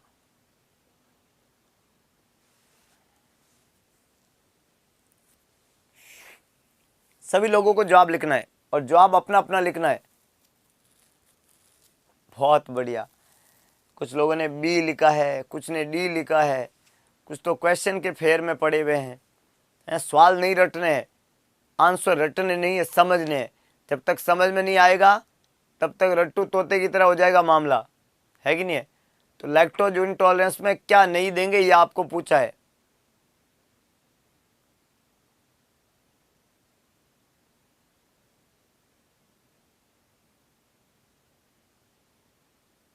अलग अलग जवाब आ रहे हैं, कहीं बी है, कहीं सी है। जवाब रैशनल के साथ होना चाहिए दोस्तों, ऐसे जवाब तो गड़बड़ हो जाएंगे, हैं। विद रैशनल होना चाहिए। Butter milk and cheese, cheese and skimmed milk, cheese and yogurt, any type of cheese, cheese, cheese and चीज। लैक्टोज इंटॉलरेंस में किसके कंजप्शन से लैक्टोज इंटॉलरेंस हो जाएगा, ऐसा हमने पूछा कि आप ऐसा क्या खाएंगे जिससे आपको लैक्टोज इंटॉलरेंस हो जाएगा। आपने खाया और आपको लैक्टोज क्यों हुआ और कौन सा आंसर है, सभी लोग कॉन्फिडेंस के साथ में जवाब दे। एनी टाइप ऑफ चीज बिल्कुल गलत जवाब है। जो भी लोग ये जवाब लिख रहे हैं ना, एनी टाइप ऑफ चीज, बिल्कुल गलत जवाब लिख रहे हैं, है ना। एनी टाइप ऑफ चीज ये तो बिल्कुल गलत है, कोई रैशनल नहीं है इसके पीछे, सिर्फ गलत जवाब के अलावा, सिर्फ गलत जवाब के अलावा इसके पीछे कोई रैशनल नहीं है। हाँ, अब कुछ के जवाब तो बदल चुके हैं, है कि नहीं। पहला लिखा हुआ बटर मिल्क एंड चीज, दूसरा चीज एंड स्किम्ड मिल्क, तीसरा चीज एंड योगर्ट। याद रखना, लैक्टोज इंटॉलरेंस किससे कंजप्शन से होगा, ऐसा यहाँ पे पूछा हुआ है। किसके कंजप्शन से होगा, किसके कंजप्शन से होगा। अब याद रखो, जो बटर मिल्क है, बटर मिल्क, और ये जो योगर्ट है, ये तो एक ही बात है। चीज से होगा नहीं, और बटर मिल्क और योगर्ट में कोई फर्क नहीं है। बेसिकली लैक्टोज इंटॉलरेंस जो बीमारी होती है वो किसके इंटेक से होती है, मिल्क के, है ना। मिल्क की तो प्रॉब्लम है। तो अगर हम बटर मिल्क की बात करें, बटर मिल्क और योगर्ट में कोई डिफरेंस नहीं है। Yogurt and butter milk is the same thing, समझ रहे हो। तो किसके अंदर लैक्टोज होगा, वो होगा मिल्क के अंदर। और कौन सा milk, the milk is skimmed milk, the milk is. तो बेसिकली ये जो स्किम्ड मिल्क है, स्किम्ड मिल्क हैव मिल्क, और दूध से ही तो बीमारी है, क्योंकि लैक्टोज किस, देखो ये दही है, दही, योगर्ट दही को बोलते हैं, बटर मिल्क छाछ को बोलते हैं, छाछ दही से प्रोड्यूस होते हैं। तो ये जो चीज़ है इनमें lactose, lactose is a milk present in milk, और मिल्क चाहे कोई भी हो उसमें लैक्टोज तो एटलीस्ट होगा ही होगा। तो एक कंसेप्चुअल बात है। चीज पनीर को बोलते हैं जो मिल्क प्रोडक्ट है, ये मिल्क प्रोडक्ट है, सारे मिल्क प्रोडक्ट है। तो मिल्क प्रोडक्ट जो है वो दिए जा सकते हैं, लेकिन क्या नहीं दे सकते, मिल्क नहीं दे सकते, मिल्क, क्योंकि मिल्क जो है वो इस बीमारी में अवॉइड करते हैं। हमने पहले भी बताया लैक्टोज इंटॉलरेंस में लैक्टोज फ्री फॉर्मूला देते हैं। अब लैक्टोज फ्री फॉर्मूला क्या होगा, जिसमें मिल्क हम अवॉइड करते हैं, है कि नहीं है। तो ये जो मिल्क है वो कहाँ पाया जाएगा, ये यहाँ पे आपके बी ऑप्शन में, इसलिए आंसर बी है। क्या होता है कि हम लाइफ में कई बार कई जगह पे गलत चीजें पढ़ लेते हैं, कई जगह ये मेंशन भी है अलग अलग तरह के आंसर, तो आपको ऑप्शन पे फोकस करना है कि बीमारी एक्चुअली में है क्या। जब आप बीमारी पे फोकस करेंगे तो आपको जवाब आ जाएगा समझ में, है ना। बाकी ऑप्शन को आप देखो तो अपने आप ही वो हट जाएंगे, क्योंकि उनका इससे संबंध ही नहीं है ऐसा। अगला है प्यारे दोस्तों, एक बच्चा जो है कंजेनाइटल मेगा कोलन का है और एडमिट हुआ है सर्जिकल करेक्शन के लिए, तो उसको हम एनीमा देंगे, तो कौन सा एनीमा देंगे, किस फॉर्म में देंगे एनीमा। कंजेनाइटल मेगा कोलन बीमारी होती है अर्चोस्प्रंग्स डिजीज, जिसको हमने मेगा कोलन बोला है ना, अर्चोस्प्रंग्स डिजीज। तो यहाँ पे उसको एनीमा देते हैं। एनीमा एनीमा जो है वो करेक्शन के लिए देते हैं बीमारी के, क्योंकि एनीमा जो है वो अंदर जो भी आपका फीकल मैटर है, जो भी आपका आंत भरा हुआ है, मेगा कोलन हो रखा है, उसमें से जो स्टूल है उसको एक्सपेल आउट कराने में मदद करेगा। तो कौन से टाइप का एनीमा देंगे, oil enema, shop and water enema, phosphate enema, isotonic saline enema. तो हमेशा ध्यान रखना अर्चोस्प्रंग्स बीमारी के अंदर जो भी स्टूल है, जो भी फिकल मैटर है, उसको बाहर निकालना है। तो एनीमा में यूज होने वाला सॉल्यूशन हमेशा आइसोटोनिक नॉर्मल सलाइन 0.9% सॉल्यूशन ही होगा। मतलब आप जब स्टूल फिकल मैटर को बाहर निकालना चाहते हो तो ऑयल, सॉप वाटर या फॉस्फेट एनीमा का कोई रोल नहीं है वहाँ पे, ध्यान रखना। जो हम काम में लेंगे वो लेंगे हम आइसोटोनिक सलाइन एनीमा। कौन सा enema, isotonic saline. Isotonic saline जो होती है वो 0.9% नॉर्मल सलाइन जो होती है, इसको हम आइसोटोनिक सलाइन के नाम से जानते हैं। और जो एनीमा यहाँ पे दिया जाएगा वो भी आइसोटोनिक रहेगा। क्यों, आइसोटोनिक देने के पीछे जो एक मेन पर्पज है हमारा, वह है prevent fluid and electrolyte imbalance. क्यों देते हैं, to prevent fluid and electrolyte, क्या, फ्लूइड एंड इलेक्ट्रोलाइट इम्बैलेंस। अगर आप दूसरे टाइप का कोई फ्लूइड दे देते हैं, है ना, तो वहाँ पे मरीज में ये इम्बैलेंस होने की दिक्कत रहती है। तो फ्लूइड एंड इलेक्ट्रोलाइट इम्बैलेंस को प्रिवेंट करने के लिए आइसोटोनिक नॉर्मल सलाइन एनीमा देते हैं। तो यहाँ पे करेक्ट आंसर जो है प्यारे दोस्तों डी बनेगा। ए, बी और सी तीनों ही गलत है, कि अगर मरीज को इंटोससेप्शन है तो क्या देंगे, तो जो फिकल मैटर है उसको अगर हम बाहर निकालना चाहते हैं तो फ्लूइड एंड इलेक्ट्रोलाइट एनीमा देंगे, isotonic enema, normal saline. Surgery of choice for congenital hypertrophic pyloric stenosis, HPS के इलाज में कौन सी सर्जरी करते हैं। जब हम एचपीएस पढ़ा रहे थे तो हमारे एक रसगुल्ले को बड़ा सर्जरी का ज्ञान था, वो ज्ञान यही है जो अब इम्प्लीमेंट करना है। तो जवाब लिख दीजिएगा दोस्तों, अगर उस समय आपने वो लाइन सुनी हो तो। वहाँ पे हमने सर्जरी का जिक्र किया था। पहला है गैस्ट्रोस्टोमी, दूसरा है पाइलोरोमायोटोमी, तीसरा है कोलोस्टोमी, चौथा है gastrectomy. Congenital hypertrophic pyloric stenosis, congenital hypertrophic pyloric stenosis, CHPS, कौन सा ऑपरेशन करते हैं। सभी लोग जवाब लिखे। प्यारे दोस्तों, आज का हमारा जो सेकंड सेशन है, दूसरा सेशन, वो शाम को 8:15 बजे होगा, ध्यान रखना। कब होगा, शाम को 8:15 बजे से 10:15 बजे। इंतजार रहेगा, बहुत जबरदस्त सेशन होता है शाम को ठीक 8:15 बजे। तो तैयार रहिएगा एकदम खाना वाना खा के, पूरे जोश और उत्साह के साथ में, क्योंकि इस सेशन में हम करने वाले हैं बहुत ही ज़्यादा धमाकेदार बातें, बहुत ही अलग तरह की बातें। शाम को 8:15 बजे, ध्यान रखना, 8:15 से 10:15 बजे एक बहुत ही बेहतरीन सेशन, जिसमें आपको पूरे जोश और उत्साह के साथ में बढ़ चढ़ के पार्टिसिपेट करना है और सेशन को 4 चांद लगवाने हैं।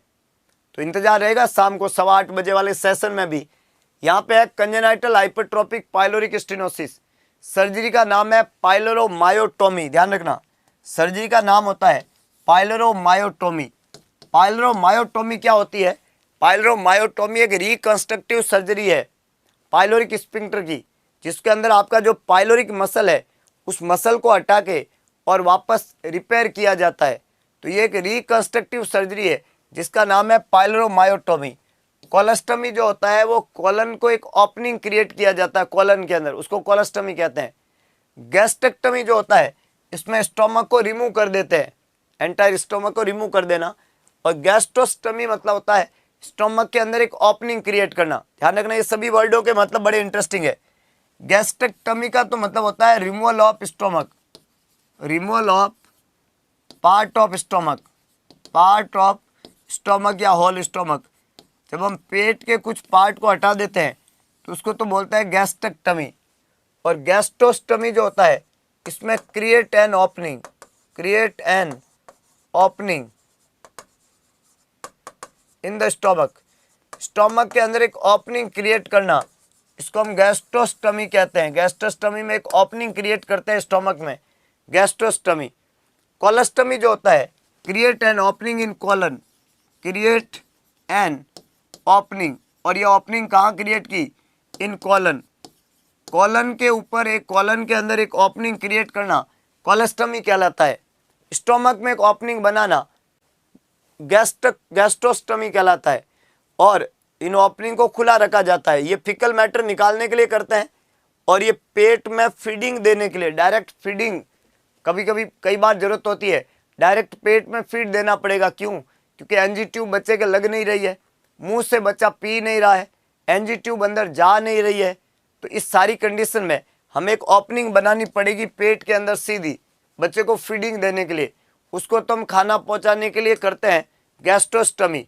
और एंटायर स्टोमक को या कुछ part of stomach, part of stomach और एंटायर स्टोमक, उसको रिमूव करना क्या कहलाता है? गैस्ट्रोस्टमी कहलाता है। और ये जो ओपनिंग क्रिएट कर रहे हैं कोलन में, इसको हम कोलोस्टमी कहते हैं। और पाइलोरोमायोटोमी के अंदर पाइलोरिक स्फिंक्टर की मसल को रिमूव करते हैं, जो रुकावट हुई है मसल उसको रिमूव करते हैं। इस बात का आपको ध्यान रखना है, इसको पाइलोरोमायोटोमी के नाम से जानते हैं। तो यहाँ पे आपको ध्यान रखना है कि इन चार में से करेक्ट आंसर क्या रहेगा? B, that is pyloromyotomy. Clear है? आसान है।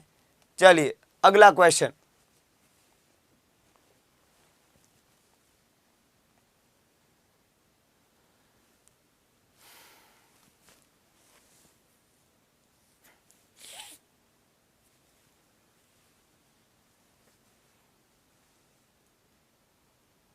सभी लोग जवाब लिखे, क्या आंसर होना चाहिए। सवाल पढ़े। सवाल में हमने पूछा आपसे, which of these assessment indicate dehydration in A preterm neonate.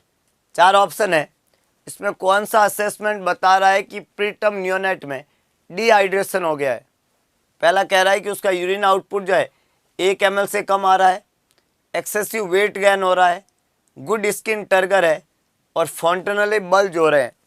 चार में से कौन सा साइन ये बता रहा है आपको कि जो प्रीटर्म बेबी है उसके अंदर डिहाइड्रेशन हो चुका है? डिहाइड्रेशन फ्लूइड की डेफिशिएंसी वाली बीमारी है, जिसके बारे में ऑलरेडी हम बता चुके हैं कि डिहाइड्रेशन एक ऐसा बीमारी है जिनमें डायरिया वोमिटिंग होता है। जिन बच्चों में, उनमें हमेशा डिहाइड्रेशन की रिस्क रहती है। डिहाइड्रेशन में क्या होता है? फ्लूइड एंड वॉल्यूम की डेफिशिएंसी होने की रिस्क पैदा होती है। Whenever the child is taking fluid intake जब मरीज करता है तो उसमें लॉस ज़्यादा है, मतलब डायरिया हो रहा है, वोमिटिंग हो रहा है, तो लॉस ही लॉस हो रहा है, तो उसमें फ्लूइड एंड इलेक्ट्रोलाइट का इम्बैलेंस हो जाएगा। ये सम या माइल्ड टू मॉडरेट से सीवियर टाइप का डिहाइड्रेशन हो सकता है। तो डिहाइड्रेशन का कौन सा साइन नहीं है प्रीटर्म में? इसका जवाब हमारे जितने भी तमाम 2000 रसगुल्ले हैं उन सबको अभी नहीं देना है। रुको रुको रुको, अभी नहीं देना है। कब देना है? जब ये वीडियो खत्म हो जाएगा उसके बाद में इसका कमेंट बॉक्स आता है, जहाँ पे आप कुछ भी लिख सकते हो, अपना बेहतरीन सेशन के बारे में लिख सकते हो, इन क्लास के बारे में लिख सकते हो, वहाँ पे लिखना है और 2000 कमेंट आने चाहिए। अगर आपके अंदर जुनून है सफलता का तो सभी एक ईमानदारी के साथ में अपना अपना कमेंट आज के सेशन में लिखेंगे। इंतजार करूंगा मैं कि कितने लोग जो है इस बात को फुलफिल करते हैं, कितने लोग अपने आप को जुनून बनाते हैं, कितने लोग अगरबत्ती लगा के पूरे उत्साह के साथ में कमेंट लिखेंगे जब वीडियो खत्म हो जाएगा। वीडियो के लास्ट में बात कर रहा हूँ प्यारे दोस्तों, खत्म होने के बाद में जब इसका वीडियो को दोबारा खोल के कमेंट बॉक्स के अंदर आप सबको लिखना है। देखते हैं कितना आंकड़ा लगता है कमेंट का। आज के सेशन को मैं यहीं पे विराम दूंगा। शाम को ठीक 8:15 बजे हमारा दूसरा सेशन रहेगा। शाम को ठीक 8:15 बजे एक नए सेशन के साथ में फिर मिलेंगे और करेंगे कुछ और इम्पोर्टेंट चीज़ों के बारे में बात। हमेशा अपने आप के अंदर एक जीतने का उत्साह पैदा रखें, अपने आप को विजयी बनाने की कोशिश में लगे रहें। किसी ने बड़ा खूब कहा, ईश्वर का दिया कभी अल्प नहीं होता, जो टूट जाए वो संकल्प नहीं होता। प्यारे दोस्तों, हमारे संकल्प में जान है, हमारे संकल्प में सफलता का जुनून है। तो जो टूट जाए वो संकल्प नहीं होता। हार को लक्ष्य से दूर ही रखना मेरे दोस्त, क्योंकि जीत का कोई विकल्प नहीं होता और हम पैदा हुए हैं जीतने के लिए। संकल्प सिर्फ एक है, जब तक तोड़ेंगे नहीं तब तक छोड़ेंगे नहीं। तो फिर मिलते हैं दोबारा शाम को ठीक 8:15 बजे एक नए सेशन के साथ में करेंगे आगाज, बदलने का कोशिश करेंगे इतिहास। तब तक के लिए जय हिंद, जय भारत, जय महाकाल।